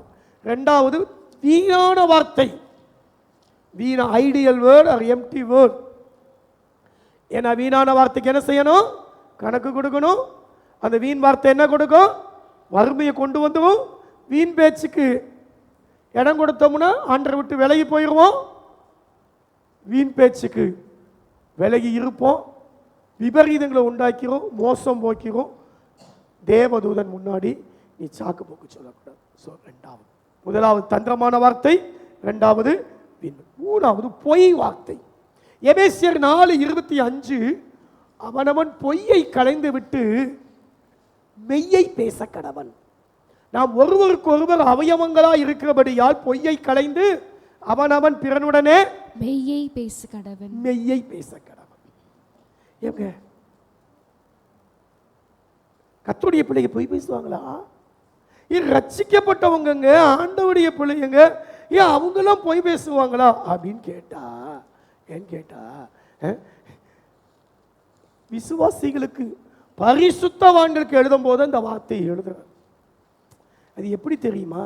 அப்படியே பரிசுத்தமான பொய் பேசுவாங்க. பொய்யே எப்படிப்பட்ட பொய்யே? பரிசுத்தமான, அதாவது உண்மை போலயே பேசுவாங்க. சொல்லாததெல்லாம் சொன்னேன்னு சொல்லுவாங்க. இப்படித்தான் இப்படி செய்யணும்னு நான் இப்படித்தானே சொன்னேன். இருதயத்தில் பொய் பேசும்போது, அப்போஸ்தலர் 5:3, பொய் பேசும்போது அந்த இருதயத்தில் என்ன இருக்குதான்? அங்க வேதம் சொல்லுது, பரிசுத்த ஆவியினிடத்தில் பொய் சொல்லும்படி சாத்தான் உன் இருதயத்தை நிரப்பினது என்ன? ஒரு ஊழியக்காரனிடத்தில் நீ பேசும்போது, ஒரு தேவ பிள்ளையோட பேசும்போது பரிசுத்த ஆவியானவர் கேட்கிறார். நம்ம நினைக்கிற இந்த மனுஷன்ட்ட பேசுறோம், இந்த மனுஷிட்ட பேசுறோம், இந்த ஆள்கிட்ட பேசுறோம், அந்த ஆள்கிட்ட பேசுறோம் அப்படின்னு நினைக்கிறோம். ஆனால் நாம் யாரிடத்தில் பொய் பேசுகிறோம்? பரிசுத்த ஆவியினிடத்தில். இருதயம் யாரால் நிரம்புகிறது? சாத்தான். சாத்தான் உன் இருதயத்தை நிரப்பினது என்ன? யோவான் 8:44, யோவான் 8:44, நீங்கள் உங்கள் பிதாவாகிய பிசாசினாலே உண்டானவர்கள், உங்கள் பிதாவினுடைய இச்சைகளின்படி செய்ய மனதாய் இருக்கிறீர்கள். அவன் ஆதி முதற்கொண்டு மனுஷ கொலைபாதகனாய் இருக்கிறான். சத்தியம் அவனிடத்தில் இல்லாதபடியால், சத்தியம் அவனிடத்தில் இல்லாதபடியால் அவன் சத்தியத்தில் நிலைநிற்பதில்லை. அவன் பொய்யனும். அவன் யாரு? பிசாசு. அவன் பொய்யனும் பொய்க்கு பிதாவுமாய் இருக்கிறபடியால் அவன் பொய் பேசும்போது தன் சொந்தத்தில் எடுத்து பேசுகிறான். சொந்தத்தில் எடுத்து பேசுகிறான். பொய்யன், பொய்க்கு பிதா யாரு? பிசாசு. அப்ப நான் பொய் பேசுறோம்னு சொன்னா நம்முடைய அப்பா யாராகிறாரு? பிசாசு. அப்ப பரமண்டலத்தில் இருக்கிற தேவனை பார்த்து அப்பா பிதாவேன்னு சொல்ல முடியும். ஆண்டவர் அப்பா பிதாண்டு புத்திர சுவியர் ஆவியை கொடுத்திருக்கிறாரு. ஆனா இங்க என்ன ஆயிருது? பொய்யின் ஆவி. 10 கட்டளையில் ஒரு கட்டளை என்ன தெரியுமா? பொய் சாட்சி சொல்லாத. பொய் சாட்சி சொல்லக்கூடாது, பொய் சொல்லக்கூடாது நான் சொல்லியிருக்கு அப்படின்னு இல்லை. தேவ பிள்ளைகளை, நரகத்துக்கு போறவங்களை அக்கினி கடலுக்கு போறதுக்கு ஒரு பெரிய லிஸ்டே வச்சிருக்கிறார் ஆண்டவர். வெளிப்படுத்தல் 21:8 அந்த லிஸ்ட்டை முதல்ல எழுதியிருக்கிறதுல அதில் உள்ள காரியத்தில் பார்த்தீங்கன்னா, பயப்படுகிறவர்களும், அவிசுவாசிகளும், அருவருப்பானவர்களும், கொலைபாதகரும், விபச்சாரக்காரரும், சூனியக்காரரும், விக்கிரக ஆராதனைக்காரரும், பொய்யர் அனைவரும் 2ஆம் மரணமாகிய அக்கினியும் கந்தகமும் எரிகிற கடலிலே பங்கடைவார்கள். ஆமென், ஆமென். எரிகிற அக்கினி யாருக்கு? பொய்யருக்கு. நான் சொல்லல, நான் வச்சிருக்கிறேன். உங்க கையில் இருக்கிற வேதம் சொல்லுகிறது. ஆண்டவருடைய வார்த்தை சொல்லு. இது என்னைய மட்டும் பிடிக்காது, என் தலைமுறை சாபங்களை கொண்டு வரும். ஆபிரகாம் பொய் சொன்னான் 75 வயசுல. பொண்டாட்டியை பார்த்து, மனைவியை பார்த்து, இது என் தங்கச்சி, என் சகோதரின்னு சொன்னான். ஐயாவன் சொல்லும் போது 75 வயசு. 100 வயசுல அவனுக்கு ஒரு மகன் பிறந்தான், ஐசக்கு. அவன் 60 வயசுல, அப்ப அப்பாவுக்கு அங்க ஒரு 25, இங்கிட்ட ஒரு 60, சேர்த்த 85 வருஷம் கழிச்சு அவன் என்ன செய்யறான்? அந்த ஈசாக்கு அவன் தான் மனைவிய என்ன செய்யறான்? என் தங்கச்சின்னு 75 வருஷம் கழிச்சு அப்பா சொன்ன அதே பொய்ய எங்க மகன் சொல்றான். சரி, மகன் அப்படி இருக்கிற பேரன் யாக்கோபு, அவன் அப்பா கிட்ட, கண்ணு தெரியாத அப்பா கிட்ட, நான் தான் உங்க மூத்த மகன், நான் தான் ஏசா அப்படின்னு சொல்லி சொத்தெல்லாம் பொய் சொல்லி எழுதி வாங்கிட்டேன். சரி, இந்த யாக்கோவுக்கு பிள்ளைங்க இருந்தாங்க. அந்த பிள்ளைங்க அவங்க ஒரு மகனை என்ன பண்ணிட்டான்? காசுக்கு அடிமையை வித்துட்டு அவன் போட்டிருக்கிற ட்ரெஸ்ஸை கழட்டி ஒரு ஆடை அடிச்சு, ஒரு மிருகத்தை அடிச்சு, ரத்தத்தை பூசி, இந்த பாருங்கப்பா காட்டில் இப்படி ஒரு ட்ரெஸ்ஸு கிடந்துச்சு, இது உங்க பிள்ளை ட்ரெஸ்ஸா பாருங்கன்னு சொல்லி அப்படி சொல்லிட்டான். ஆபிரகாம், ஈசாக்கு, யாக்கோபுடைய பிள்ளைங்க 4 தலைமுறை. 4 தலைமுறைகள். 3ஆம் 4ஆம் தலைமுறை மட்டும் விசாரிக்கிற கர்த்தர், நான் ஒரு காரியத்தை செய்வேன் என்றால், நான் ஒரு வார்த்தை பேசுவேன் என்றால், நான் ஒரு தவறை செய்வேன் என்றால், ஆண்டவர் 4 தலைமுறைகள் அழுதுருக்கலாம், ஜெபம் பண்ணியிருக்கலாம், இது பண்ணியிருக்கலாம், மன்னிப்பு கேட்டிருக்கலாம், ஆனா 4 தலைமுறைகளையும் கர்த்தர் விசாரித்தார். 1000 தலைமுறைக்கு இரக்கம் செய்கிற கர்த்தர், அக்கிரமத்தை மீறுதலை மன்னிக்கிறவர், ஆனா குற்றவாளிய குற்றமற்ற விடவர். பிதாக்கள் செய்த அக்கிரமத்தை பிள்ளைகளிடத்திலும், பிள்ளைகளுடைய பிள்ளைகளிடத்திலும் 3ஆம் 4ஆம் தலைமுறை விட்டு விசாரிக்கிறோம். தேவ பிள்ளையே, கொலோசியர் 3:9 நம்ம வாழ்க்கையில சில சமயங்கள்ல ஒருவருக்கொருவர் பொய் சொல்லாதிருங்கள். ஒருவருக்கொருவர் சில சமயங்கள்ல சரியா ஞாபகம் இருக்காது, ரொம்ப வருஷத்துக்கு முன்னா இருக்கும். இந்த நம்பரு, எண்ணிக்கை, இந்த நாள், இந்த மாதிரி ஒரு சில சமயங்களை உங்களுக்கு தெரியாம என்ன செஞ்சிருக்கலாம்? சொல்லி இருக்கலாம். அப்படிப்பட்ட காரியங்களை தேவன் மன்னிப்பார். எனக்கு சரியா தெரியல, இப்படி இருக்கலாம், அப்படி இருக்கலாம், இவங்க இப்படி தானப்பா சொன்னாங்க, நீங்க இப்படி சொல்லிட்டீங்களே, சரியா கவனிக்கலையோ, பிள்ளைங்க என்கிட்ட கேட்பாங்க. இப்படியே சொல்லிடாதீங்க, தெரியாததை நீங்கள் சொல்லிடாதீங்க. அப்போ பாஸ்டரு பொய் சொல்கிறாருன்னு மக்கள் நினச்சிக்குவாங்கப்பா. என் பிள்ளைங்க என்கிட்ட சொல்லுங்க. இங்கே உங்களை பிரசங்கம் பண்ணிட்டு போனவுடனே வீட்டில் போய் எனக்கு பிரசங்கம் நடக்கும். என் மனைவி, என் பிள்ளைகளும் இந்தந்த காரியத்தை நீங்கள் பேசியிருக்க வேண்டாம், இதை இப்படி நடந்திருக்கணும், இப்படி பேசியிருக்கணும் சொல்லுவாங்க. நான் கேட்டுக்கொள்வேன். என்னை திருத்திக் கொள்வதற்கு, நான் சரியாவதற்கு. தந்திரமான வார்த்தைகளை வசப்படுத்துவார்கள், காதல் வசப்படுத்துவார்கள், பொய் வசப்படுத்துவார்கள், தங்களுடைய இச்சைகளுக்கு பயன்படுத்திக் கொள்வார்கள், உங்களிடத்தில் இருக்க பணங்களை, பொருட்களை அபகரித்துக் கொள்வார்கள். வீணான வார்த்தைகள் அது நம்முடைய வாழ்க்கையில தேவனை விட்டு விலகி விபரீதங்களுக்கு கொண்டு போய் விட்டுவிடும். பொய் வார்த்தைகள் நம்மை நரகத்துக்கு கொண்டு போய் விடும். தந்திரமான வார்த்தைகள் அவிசுவாசத்துக்கு நேராய் கொண்டு ஆண்டரை விட்டு விலகு செய்யும். வீண் வார்த்தைகள் நம்முடைய வாழ்க்கையிலே வறுமையை கொண்டு வந்து கர்த்தருடைய காரியங்களுக்கு, விபரீதங்களுக்கு வழிவகுத்து விடும். பொய் வார்த்தைகள் நம்மை 2ஆம் மரணமாகிய அக்கினி கடலுக்குள் கொண்டு சென்றும் நம்முடைய இருதயத்தை சாத்தான் நிரப்ப வைத்து விடும். ஆமென். 4வது பிளாஸ்மி, கரப்ட் வேர்ட், தூஷண வார்த்தைகள், கெட்ட வார்த்தைகள். சிலர் பேசணும்னு நினைக்க மாட்டாங்க. சில ஊர் பகுதியில் இருக்கிற அந்த ஏரியான்னு சொல்லுவாங்க, அந்த ஏரியா பிள்ளைங்க பேசிட்டு இருக்கும் போதே அந்த கெட்ட வார்த்தை பேசிக்கிட்டே, அது வந்து அவங்க கெட்ட வார்த்தை பேசணும்னு நினைக்க மாட்டாங்க. அந்த வார்த்தையை கலந்தே பேசிடுவாங்க பேசும்போதே. கொலோசியர் 3:8 தூஷணம், வம்பு.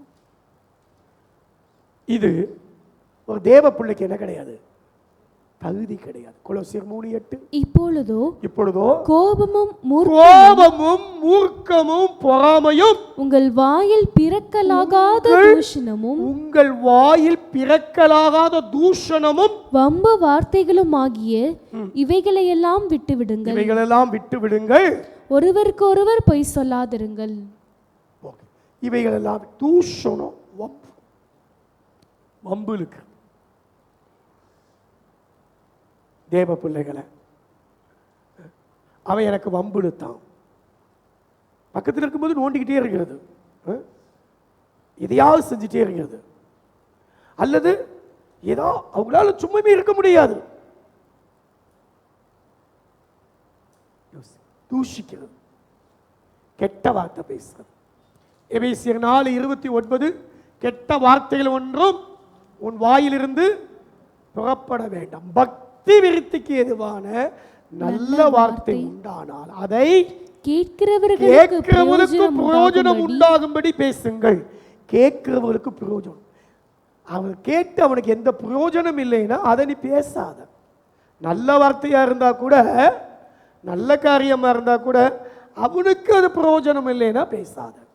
கெட்ட வார்த்தை, பக்தி விருத்திக்கு ஏதுவான நல்ல வார்த்தை. சீமேயு தூஷித்தான். யார? தாவீது. 2 சாமுவேல் 16:5-8 சீமேயு தூஷித்தான். ஒரு ராஜாவை தூஷித்தான், ஒரு தேவ அபிஷேகம் பண்ணப்பட்டவனை தூஷித்தான். அவன் நிலைமை என்னாச்சு தெரியுமா? மறுபடியும் அவன் ராஜாவா வரும்போது அவன் தான் என்ன செஞ்சான்? முன்னாடி வந்து அவனை இது பண்ணான். 19ஆம் அதிகாரம் 16-18 அவன் வந்து தீவிரித்து வந்து அவனுக்கு யூதா மனுஷரோடு எதிர்கொண்டு போனான். அதே மனுஷனை அவங்க கிட்டக்க ஒரு நாள் நான் நிற்க வேண்டி வரும். இன்னைக்கு நீங்க தூஷிக்கலாம், அவங்கள இது பண்ணலாம்.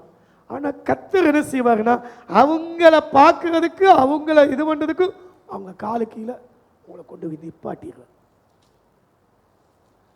இந்த பிசாசு வேட்டப்படி ஈன பிசாசு, கேடுகட்ட பிசாசு, அந்த பிசாசு உன்னை சுட்டரிக்கிறேன், உன்னை சபிக்கிறேன், உன்னை அப்படி பண்றேன், இப்படிலாம் சில சொல்லுவாங்க. ஆனா வேதம் என்ன சொல்லுதுன்னா, 2 பேதுரு 2ஆம் அதிகாரம் 11-12 நீ பிசாச கூட தூஷிக்க கூடாதுன்னு சொல்லு. அதிக வல்லமை உடைய தேவதூதமாய் கர்த்தருக்கு முன்பாக அவர்கள் தூஷணமாய் குற்றப்படுத்த மாட்டார்களே, இவர்களோ பிடிப்பட்டு அழிக்கப்படுவதற்கு உண்டான. இன்னொரு வசனம் வாசிங்க, யூதா 9ஆம் வசனம் 10ஆம் வசனம். ஒரு அதிகாரம் தான் 9. பிரதான தூதனாகிய மிக்காவேல் மோசேயுடைய சரீரத்தை குறித்து பிசாசுடனே தர்க்கித்து பேசின போது அவனை பிசாசை தூஷணமாய் குற்றப்படுத்த துணியாமல் கர்த்தர் உன்னை கடிந்து கொள்வாராக என்றார். ஆனா ஒரு தேவதூதன், பிரதான தூதன் மிக்காவேல், அந்த தூதன் கூட பிசாச கூட தூஷணமா பேசுறான். ஆண்டவர் உன்னை கண்டிப்பார், ஆண்டவர் உன்னை கடிந்து கொள்வார், ஆண்டவர் உன்னை தண்டிப்பார், இதைத்தான் சொன்னானே தவிர தூஷிக்கவே இல்லை. ஆனா நம்ம ஆளுகளுக்கு அடுத்து 10ஆம் வசனம், என்ன வார்த்தைக்கு என்ன அர்த்தம்னே தெரியாது.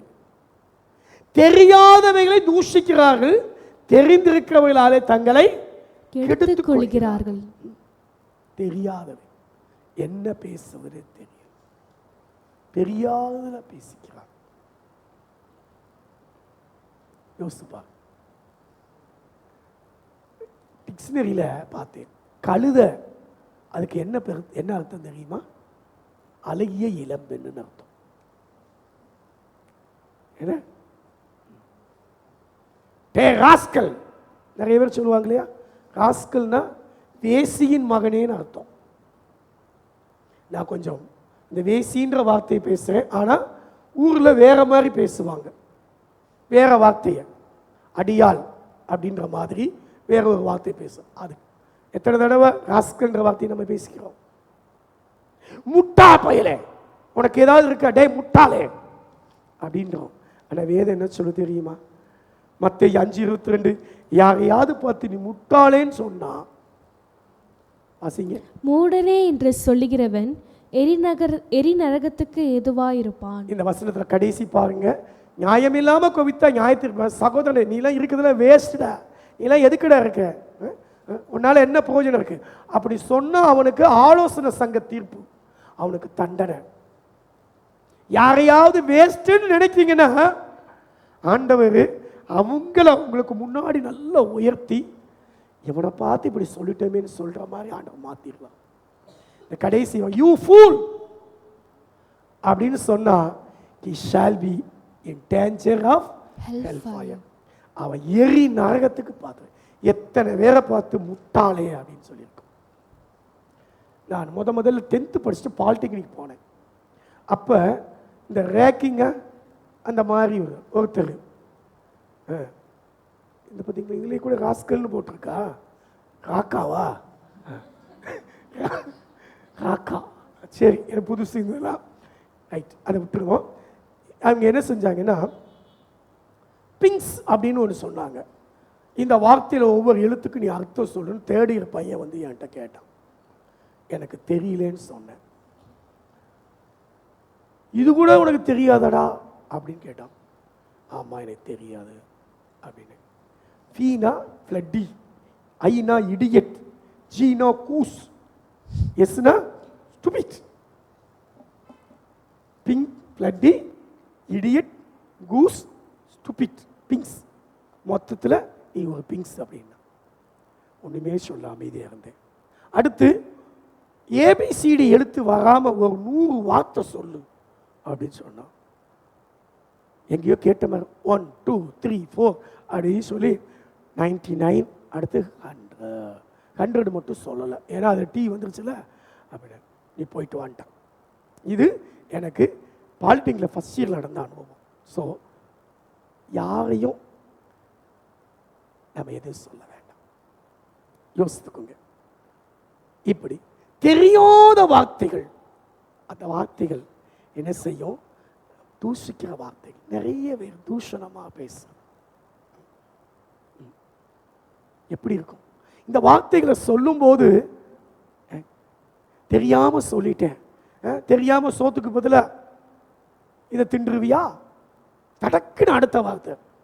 தெரியாம சில வார்த்தைகள் சொல்லக்கூடாது, சபை அந்த மாதிரி படக்குன்னு பேசியது, அல்லது மனசுல வந்து வாய் வரைக்கும் வந்து அப்படி நிப்பாட்டுறது. தேவ பிள்ளைய துச்செய்தி, தூஷண செய்தி உங்க வாழ்க்கையை கரப்படுத்திடும். கல்லை தூக்கி சாத்துல எரிஞ்சிங்கன்னா அந்த சேர் உங்க மேலேயும் திரிக்கும். ஏதோ ஒரே ஒரு தடவை நீங்க சொன்ன அந்த காரியம் கடைசி ஒரே ஒரு நாள், ஒரே ஒரு முறை இந்த கல்லுல இருந்து அவனுக்கு தண்ணி வரும், அவ்வளவுதான். கானானுக்குள்ள போக முடியல. கானானுக்குள்ள இத்தனை பாடுபட்டு, இத்தனை வேதனைப்பட்டு, இத்தனை தடவை அருந்து கல்லெறி வாங்கி சொல்லெறி வாங்கி அவ்வளோ பிரயாசப்பட்டு அனித்தியமான பாவ சந்தோஷங்களாம் வெறுத்து தேவ பிள்ளைகளோட அந்த இதை அனுபவிச்சு கத்தரை முகமுகமாக பார்த்து 3 தடவை 40 நாள் 3 தடவை சாப்பிடாம தண்ணி குடிக்காம கிடந்து தேவனை முகமுகமாக தரிசித்து பைபிளில் 5 ஆகமங்கள், பஞ்சாகமங்கள், பஞ்சாங்கம் கிடையாது, பஞ்சாங்கம் கிடையாது, பஞ்சாகம். ஆதியாகமம், யாத்திராகமம், லேவியராகமம், எண்ணாகமம், இந்த 4க்கு சேர்ந்து துணையா உப ஆகமம் மோசே, அங்கே யோபுவின் புத்தகம், சங்கீதத்தில் சில சங்கீதம், இவ்வளவும் எழுதி எங்க போக முடியல? மோசே என்னும் தேவ மனிதன் பசும்பொன் போல விளங்கிடனும் காணான் போகவில்லையே, பொன்மங்கி நிறமு மாறி அழிந்து போகுமானால் இரும்பின் நிலை என்ன? நீதிமானே ரட்சிக்கப்படுவது அரிதானால் பாவியும் பக்தி இல்லாதவன் எங்கே நிற்பான்? அஸ்திபாகங்களும் நிர்மூலமாகிறதே, நீதிமான் என்ன செய்வான்? ஆகையினால இவ்வளவு பட்டு கடைசியில போக முடியாம போச்சேமா. 5வது வார்த்தை என்னன்னா, வசனம் போடுங்க, நீதிமானே ரட்சிக்கப்படுவது அரிதானால் பாவியும் பக்தி இல்லாதவனும் எங்கே? 2 பேர்கள் இருக்கு. ஸோ ஆண்டவுடைய கரத்தில் ரட்சிக்கப்படும் நீதிமானே கரை சேராது. அதிகம் வார்த்தைகள் கவனம், வார்த்தைகள் கவனம். ரைட். 1 பேதுரு 4:18 நீதிமானே ரட்சிக்கப்படுவது அரிதானால் துரோகி அப்படின்னு பாவியும் பக்தி இல்லாதவன் எங்க நிற்பான்? ஆமா, எங்க நிற்பான்? சரி, நான் 4 வார்த்தையை பற்றி சொல்றேன். முதலாவது என்ன வார்த்தை? தந்திரமான வார்த்தை. அவிசுவாசத்தை கொண்டு வரும். ஆனால் உங்கள் வாழ்க்கையில் அது மட்டுமல்ல, உங்கள் வாழ்க்கையில் ஆசீர்வாதத்தை இழந்து விடுவீங்க. வீணான வார்த்தை உங்களுக்கு விபரீதங்களை கொண்டு வந்துடும், அதோடு கூட வறுமையை கொண்டு வந்துடும். கணக்கு பொய் வார்த்தை ரெண்டாம் மரணமாயி அக்கினி கொண்டு வந்துடும், சாத்தான் இருதயத்தில் வந்தோம். தூஷண வார்த்தை நம்ம வாழ்க்கையை கரைபிடித்து விடும், அதோடு கூட தங்களுக்கு தெரியாத வார்த்தை தங்களை கெடுத்துக் கொள்கிறார். பேசுறதுக்கு என்ன அர்த்தமே தெரியாது. அந்த மாதிரி தூஷணமான வார்த்தை. இன்னொரு வார்த்தை இருக்கு, அது என்ன தெரியுமா? கேலி பேசுறது. கேலி, நையாண்டி. சும்மா ஒரு கேலிக்கு பேசுனேன் பிரதர், என்ன இவ்வளோ சீரியஸாக எடுத்துக்கிட்டீங்க? ஒரு 4 வார்த்தை நம்ம 4 பேர் சேர்ந்து அப்படி கேலி பண்ணுறது, கிண்டல் பண்ணுறது, நையாண்டி பண்ணுறது, நக்கல் பண்ணுறது. Word of tolerance. நீதிமொழி 18:8. நீதிமொழி 18:8. கேளு இல்லப்பா, கோல்காரனுடைய வார்த்தைகள் விளையாட்டு போல் இருக்கும், ஆனாலும் அவைகள் உள்ளத்துக்குள் தைக்கும். விளையாட்டுக்கு பேசல. நீதிமொழிகள் 26:18-19. கொல்லிகளையும் அம்புகளையும் சாவுக்கேதுவானவைகளை எரிகிற பைத்தியக்காரன் எப்படி இருக்கிறானோ அப்படியே தனக்கு அடுத்தவனை நான் விளையாட்டு கொள்ளவோ செய்தேன் என்று சொல்லுகிற மனுஷனும் இருக்கிறான். 22ஆம் வசனம் அதிலேயே, கோல்காரனுடைய வார்த்தைகள் விளையாட்டு போல் இருக்கும், ஆனாலும் அவைகள் உள்ளத்திற்குள் தைக்கும். அதனால இந்த கேலி பண்றது, கிண்டல் பண்றது, நையாண்டி பண்றது, நான் விளையாட்டுக்கு பேசினேன், நான் விளையாட்டுக்கு சொன்னேன், இந்த விளையாட்டு விபரீதமாய் ஆகிவிடும். உங்களுக்கு வேணா அப்படி இருக்கலாம் பேசுறது, ஆனா அவங்களுக்கு அப்படி பேசிட்டாங்களே, இப்படி சொல்லிட்டாங்களேன்னு அது உடல்ல உள்ளத்துல தச்சிரும், தையல் போட்டு அவன் அழுகுவான், ஆண்டோட்ட முறையிடுவான். அந்த வேதனைப்பட்டார்னா கர்த்தர் விசாரிப்பார். ஆகையால கொலோசியர் 3:8, எபேசியர் 5:4. ஆகையால வம்பு வார்த்தைகளை, உங்கள் வாயில் பிறக்கலாத தூஷணமும் வம்பு வார்த்தைகளை எல்லாத்தையும் என்ன செஞ்சிருங்க, விட்டு கேலி பண்றதுக்கு இன்னண்டால் பண்றத ஒரு தேவ பிள்ளை செய்யக்கூடாது. இதுவரைக்கும் அந்த பழக்கம் இருக்குமானா திருத்திக்கோங்க.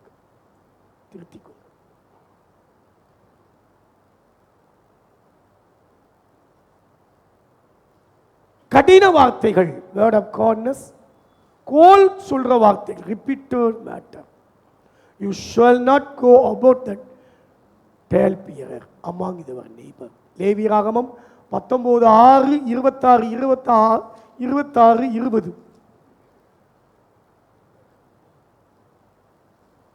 லேவியராகமம் 19:16, 16. உன் ஜனங்களுக்குள்ளே அங்கும் இங்கும் கோல் சொல்லி திரியாதாக பிறனுடைய இரத்த பழிக்கு உட்பட வேண்டாம், நான் கர்த்தர். 26:20. லேவியராகமம் 26. உங்கள் பெலன் விருதாவிலே செலவழியும். தவறா சொல்லிட்டேன், அது வேற ஒரு வார்த்தை. சரி, அந்த 26லயும் இருக்கு, இன்னொரு தடவை சரிப்படுத்தி சொல்றேன் பாருங்க. ஸோ கடினமான வார்த்தைகள், கோல் சொல்ற வார்த்தை கடினமான. நாபால் பெரிய விருந்து பண்ணுறான். மயிர்கத்தை நம்ம ஊர்களெல்லாம் அந்த நெல்லை அறுத்து அப்படியே வீட்டுக்கு கொண்டு போனால் அந்த ஏரியாவில் அந்த வேலை செஞ்சவங்களுக்கெல்லாம் சாப்பாடாக்கி போடுவாங்க. நம்ம ஊரில் சென்ட்ரிங் போட்டாங்கன்னா வரவங்களுக்கு அந்த வேலை செய்யும் போது பக்கத்தில் இருக்க ஆடு மேய்க்கிறவங்க, அக்கத்து கட்டத்தில் இருக்கவங்கெல்லாம் கூட என்ன செஞ்சுருவாங்க, வந்துடுவாங்க. இந்த மாதிரி செய்யும்போது மயிர் கத்திரிக்கும் போது 1 சாமுவேல் 25:10-11 வசனங்களில் ஒரு விருந்து நடக்குது. அப்போ ஒரு 10 பேரை அனுப்பி, 10 வாலிபர்களை அனுப்பி, இந்த மாதிரி தாவீது அவங்க பிள்ளைகளுக்கு ஏதாவது கையாளங்க கொடுன்னு சொல்லி கேட்குறான். தாவீதா அவன் யாரு? ஈசாயின் குமாரன் யாரு? தன் வேலையை விட்டு, இப்படி வீட்டை விட்டு, எஜமான விட்டு ஓடி போகிற ஓடுகாலிகளுக்கெல்லாம் இன்னைக்கு நிறைய பேர் இருக்கிறாங்கப்பா. அவங்களுக்கெல்லாம் என் வீட்டில் இருக்கக்கூடியதை எடுத்து, என் சொந்த சாப்பாடை எடுத்து, அடுத்த வசனம் எடுத்து கொடுக்கறதுக்கு என்ன நானா வெட்டிக்காரனா? அதுக்கு என்ன நான் என்ன இதானா? யார் எவருன்னு தெரியாத, இன்ன இடத்தான்னு தெரியாத, அறியாத, அட்ரஸ் ஆள் இல்லாத ஆளுக்கெல்லாம் நான் கொடுக்கணும்னு அவசியமா? யாரை பார்த்து கேட்குறான்? தாவீதை பற்றி அவன் அனுப்புன ஆள்கிட்ட சொல்றான். அவன் யாரு? ஈசாயின் குமாரன். ஏன்னா பொய் சொல்லி தவறு பண்ணி அந்த தாவீதை பெற்றெடுத்தான். ஈசாயின் குமாரன் யாரு? தாவீது என்றவன் யாரு? எஜமானனை விட்டு ஓடி போற ஓடுகாலிகளுக்கு, ஓடி போறவனுக்கெல்லாம், யார் எவனும் தெரியாதவனுக்கெல்லாம் கூட எப்படி பேசிட்டான் பார்த்தீங்களா? என்னாச்சு தெரியுமா? என்னாச்சு தெரியுமா? ஆண்டவர் என்ன பண்ணார் தெரியுமா? அப்படி ஒரு வாதை அனுப்பினார். அவனுடைய இருதயம் வாதித்தது. 10 நாள் அவன் என்ன செஞ்சுட்டான்? செத்துட்டான். அதை வாதித்ததுன்ற வசனத்தை வாசிப்பான். 38ஆம் வசனம். கர்த்தர் நாபாலை 37ஆம் வசனம். பொழுது விடிந்து நாபாலின் வெறி தெளிந்த பின்பு அவன் மனைவி இந்த வர்த்தமானங்களை அவனுக்கு அறிவித்தாள். அப்பொழுது அவன் இருதயம் அவனுக்குள்ளே செத்து அவன் கல்லை போலானான். பின்னாடி பாருங்க. கர்த்தர் நாபாலை வாதித்ததினால் ஏறக்குறைய 10 நாளுக்கு பின்பு அவன் செத்தான். தூஷணமா கடினமா பேசாது. அது மட்டுமல்ல, என்ன தெரியுமா, அப்படியே மனம் புண்படு விதமா பேசாது. அதை சொல்லலைன்னா அவங்க இருதயம் வெடிச்சோம். எனக்கு ஒரு உறவினர் ஒருத்தர் உண்டு. அவனுக்கு நான் வச்சிருக்க பேர் என்ன தெரியுமா? All India radio.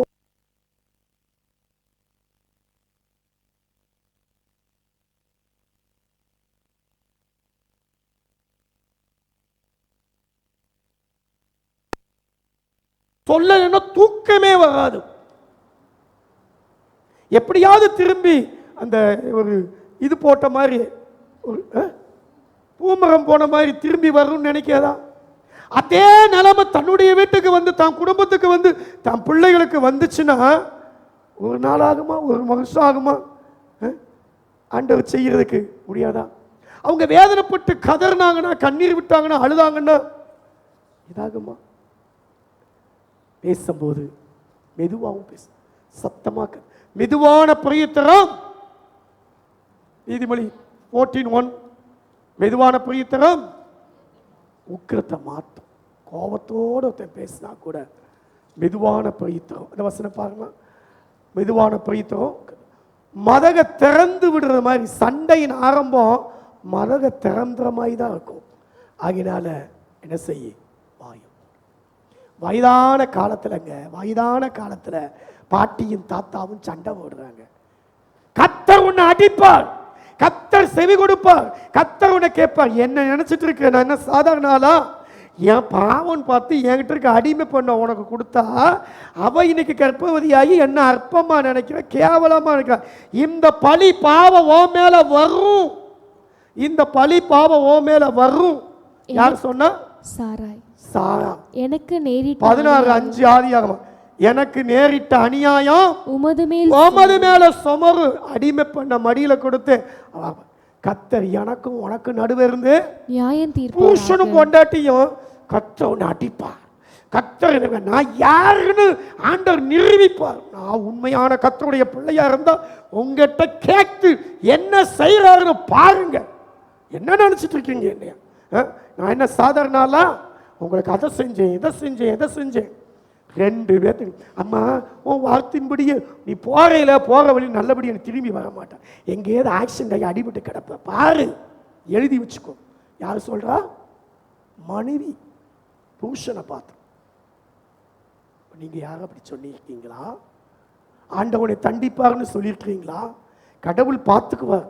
இம்மா உன் புருஷனுக்கு அடிபட்டு அவன் கைகால் உடஞ்சு போனாலும் உனக்கு நட்டம் தானே. அவர் உங்களுக்கு தவறு செஞ்சது உண்மைதான், கொடுமைப்படுத்துறது உண்மைதான், உங்களை கடினமாக நடத்துறது உண்மைதான்.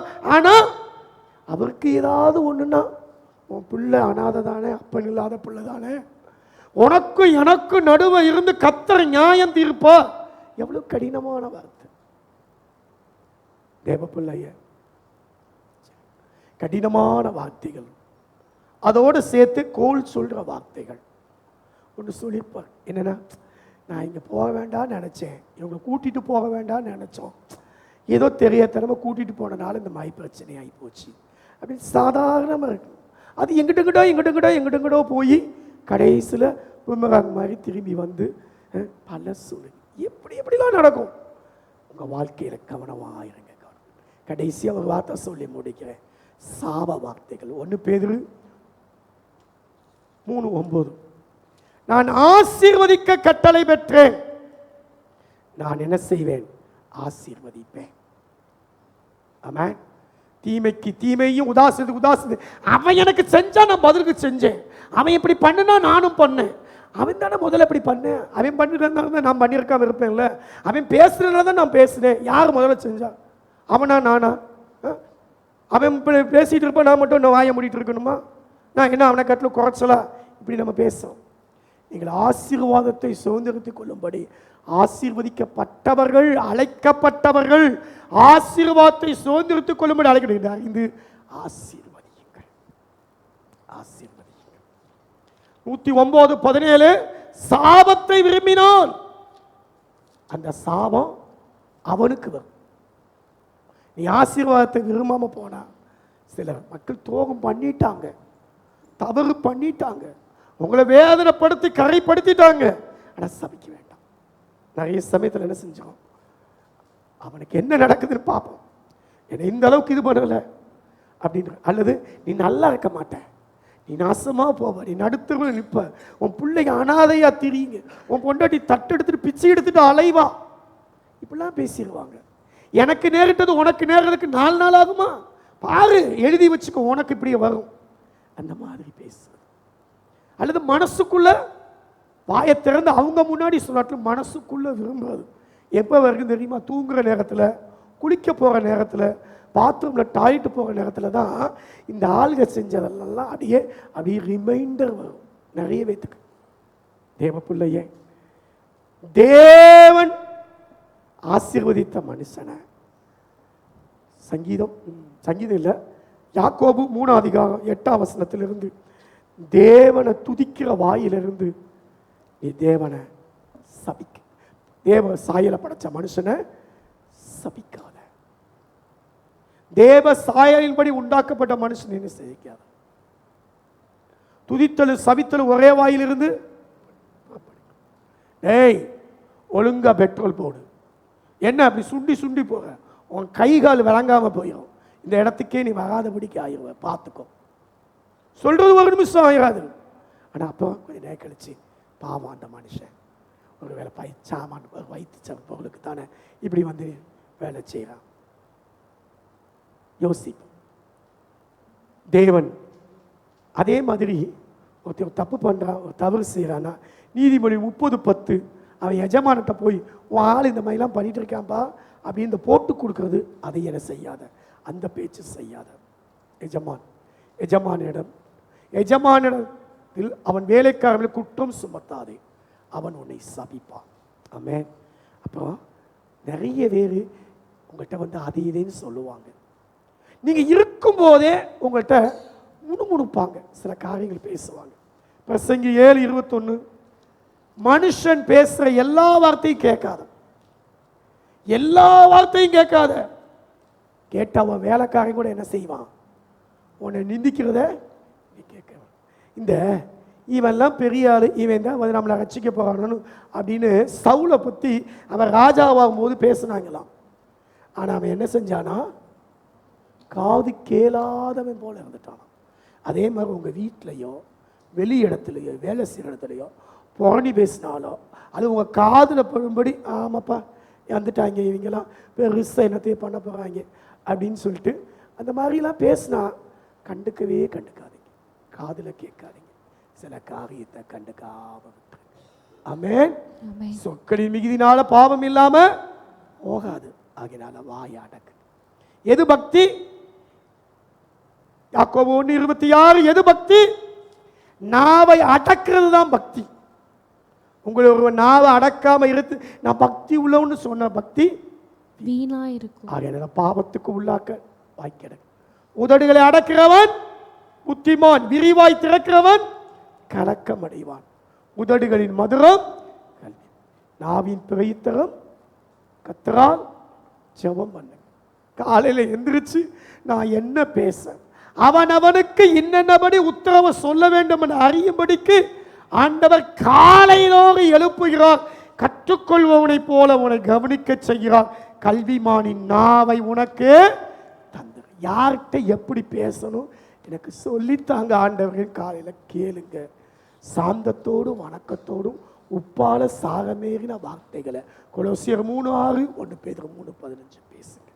கர்த்தர் வேண்டிய கிருபைகளை கொடுப்பா. ஆமென். நேரம் ரொம்ப ஆயிடுச்சு, ஜெபிச்சு முடிப்போம். ஆண்டவரே, தேவனே, இந்த வார்த்தைகள் முதலாவது எனக்கு, அடுத்து உங்களுக்கு. உங்களை குற்றப்படுத்தணும், குறப்படுத்தணும்னு அந்த எண்ணத்தோடு நான் ஒரு நாளும் பேசலை. ஆனால் நீங்கள் யாரையும் காயப்படுத்திடக்கூடாது, அடுத்தவங்களுடைய காரியங்களை இன்னொருத்தட்ட எந்த விதத்திலையும் சொல்லக்கூடாது, அடுத்தவங்களுடைய விஷயங்களை தெரிஞ்சுக்கணும்னு நீங்கள் ஆசைப்படக்கூடாது. அதை தெரிஞ்சு எனக்கு ஒன்றும் ஆக போகிறதில்லை, நான் கர்த்தருடைய ஆசீர்வாதத்தை பெறணும், அடுத்தவங்களோட மனது வேதனையும் துக்கத்தையும் அனுபவிச்சிடக்கூடாது, கூட்டி குறைச்சி பேசிடக்கூடாது, சொல்லாத சொன்னேன்னு சொல்லிடக்கூடாது, காது மூக்கு வச்சு பேசிடக்கூடாது, பொய் பேசிடக்கூடாது. இதை பேசுனா அடுத்தவங்களுக்கு நல்லதுன்னா மட்டும் பேசணும், இல்லாட்டினா நலமானதையும் பேசாமல் மௌனமா இருக்கணும். ஜெபிப்போமா, ஜெபிப்போமா. இந்த நாளின் ஒவ்வொரு நிமிடமும் உந்தன் நினைவால் நிரம்ப வேண்டும். இந்த நாளின் ஒவ்வொரு நிமிடமும் உந்தன் நினைவால் நிரம்ப வேண்டும். என் வாயின் வார்த்தை எல்லாம் பிறர் காயம் மாற்ற வேண்டும். என் வாயின் வார்த்தை எல்லாம் பிறர் காயம் மாற்ற வேண்டும். ஆராதனை ஆராதனை ஆராதனை ஆராதனை ஆராதனை ஆராதனை ஆராதனை ஆராதனை அன்பரின் சுராஜனுக்கு ஆவியான தேவனுக்கு அன்பரின் சுராஜனுக்கு ஆவியான தேவனுக்கு. அன்புள்ள பிதாவே, என் வாயின் வார்த்தைகள் காய மாற்ற வேண்டும் ஆண்டவரே. சமயத்துக்கு ஏற்ற வார்த்தைகளை சொல்ல வேண்டும் ஆண்டவரே. அன்றைய ஏற்ற வேளையிலே சொல்லப்படுகிற வார்த்தை வெள்ளித்தட்டில் வைத்த பொற்பங்களுக்கு சமான ஆண்டவரே. தந்திரமான வார்த்தையினாலே யாரும் எங்கள் பிள்ளைகளை வசப்படுத்தி விடாதபடி ஆண்டவரே, தங்களுடைய இச்சைகளுக்கு தங்களுடைய காரியங்களுக்கு எவரையும் பயன்படுத்தி விடாதபடி சப்பத்தின் ஆவியின செயல்படுகிற மனிதர்களுக்கு விலகி காக்கப்பட உதவி செய்யும். அவிசுவாசங்களை சந்தேகங்களை உண்டாக்கக்கூடிய வார்த்தைகளுக்கு ஒரு நாள் செவி கொடாதபடி என் பிள்ளைகளை பாதுகாத்துக் கொள்ளுங்க. வீணான வார்த்தைகளை பேசி அந்த வறுமை அடையாதபடிக்கு, தேவனை விட்டு விபரீதமான காரியங்களை இறங்கி விடாதபடிக்கு பாதுகாத்துக் கொள்ளுங்க. ஐயா தேவனே, கடினமான வார்த்தைகள் வேண்டாப்பா ஆண்டவரே, பொய்யான வார்த்தைகள் வேண்டாண்டவரே, கேலி வம்பு வார்த்தைகள் வேண்டாண்டவரே. நான் எத்தனையோ தடவை கேலி பண்ணியிருக்கேன், எத்தனையோ பேர் நக்கல் நையாண்டி பண்ணியிருக்கேன். அவங்க மனசுல அழுதுருப்பாங்க, வேதனைப்பட்டிருப்பாங்க, ஆண்டவர்கிட்ட சொல்லி புலம்பி இருப்பாங்க. அப்படிப்பட்ட காரியங்களை வாழ்க்கையில் மன்னிச்சிருங்க. இன்னைக்கு என்ன ஒப்பு கொடுக்க, வயதான காலத்தில் என்னுடைய வீட்டில் உள்ள உறவினர்களை, நண்பர்களை, என்னோட வாழ்க்கை துணையை எடுத்தவங்களை ஆண்டவரை கத்தவனை அடிப்பாரு, கத்த தண்டிப்பாரு அப்படின்லாம் சொல்லாதபடிக்கு, அந்த விதத்திலே நாங்கள் யாரையும் சபிக்காதபடிக்கு ஆண்டவரே, தேவன் ஆசீர்வதித்தவரை நான் சபிப்பது எப்படி ஆண்டவரே செய்யாதபடி, எங்களுக்கு ஒருவேளை துரோகம் பண்ணி இருந்தாலும், எங்களோட வாழ்க்கையில சீரழிச்சிருந்தாலும், எங்களுடைய சொத்துக்களையும் எங்களுடைய ஆண்டவரே மரியாதையும் மானத்தையும் அவர்கள் ஆண்டவரே வேறு விதத்தில் தரக்குறைவாக்கி இருந்தாலும் மன்னிக்கிற இருதயத்தை தாங்க, நேசிக்கிற இருதயத்தை தாங்க. ஆண்டவரே, 2ஆம் மரணத்துக்கு சென்று விடாதபடிக்கு, எங்க வாயில பொய் வராதபடிக்கு பாதுகாத்துக் கொள்ளுங்க. உள்ளதை உள்ளதென்று இல்லதை இல்லதென்று சொல்ல கிருபைதாங்க. எங்க குறைகளை மன்னிங்க ஆண்டவரே, மன்னிங்க மன்னிங்க. தூஷணங்கள், வம்புவாயின் வார்த்தைகள், விளையாட்டுக்கு சொன்னேன்னு சொல்றது காரியம் மாறட்டும் மாறட்டும். ஆண்டவரே, மரணமும் ஜீவனும் நாவின் அதிகாரத்தில் இருக்கு. அந்த வாய்ச்சாலக நீதிமானாக முடியாதப்பா. தேவனே, இந்த வார்த்தைக்கு செவி கொடுக்க, வார்த்தையிலே என் தேவன் வாழ்கிறார் என்பதை புரிந்து கொள்ள தேவனுடைய வார்த்தைக்கு எங்களை அர்ப்பணிக்கும். எங்களை மன்னியும், எங்களை மன்னியும். எங்களுக்கு விரோதமாய் காயப்படுத்தி புண்படுத்தி பேசின மனிதர்களை மன்னிக்கிறோம். கிருபைதான், கிருபைதான். ஆசீர்வதி, அரவணைத்துக்கும். இயேசுவின் நாமத்தில் தாழ்த்தி ஜெபிக்கிறேன் நல்ல பிதாவே, ஆமென், ஆமென். என் ஆத்துமாவே கர்த்தரை ஸ்தோத்திரி, என் முழு உள்ளமே அந்த பரிசுத்த நாமத்தை ஸ்தோத்திரி. என் ஆத்துமாவே கர்த்தரை ஸ்தோத்திரி, அவர் செய்த சகல உபகாரங்களையும் மறவாத. நம்முடைய கர்த்தராய் இருக்கிற இயேசு கிறிஸ்துவின் கிருபை, பிதாவாகிய தேவனுடைய அன்பும் பரிசுத்த ஆவியானவருடைய அன்பின் ஐக்கியம் இன்றும் என்றும் சதா காலமும் உங்கள் அனைவரோடு இருப்பதாக. ஆமென். கர்த்தர் உங்களை ஆசீர்வதிப்பார்.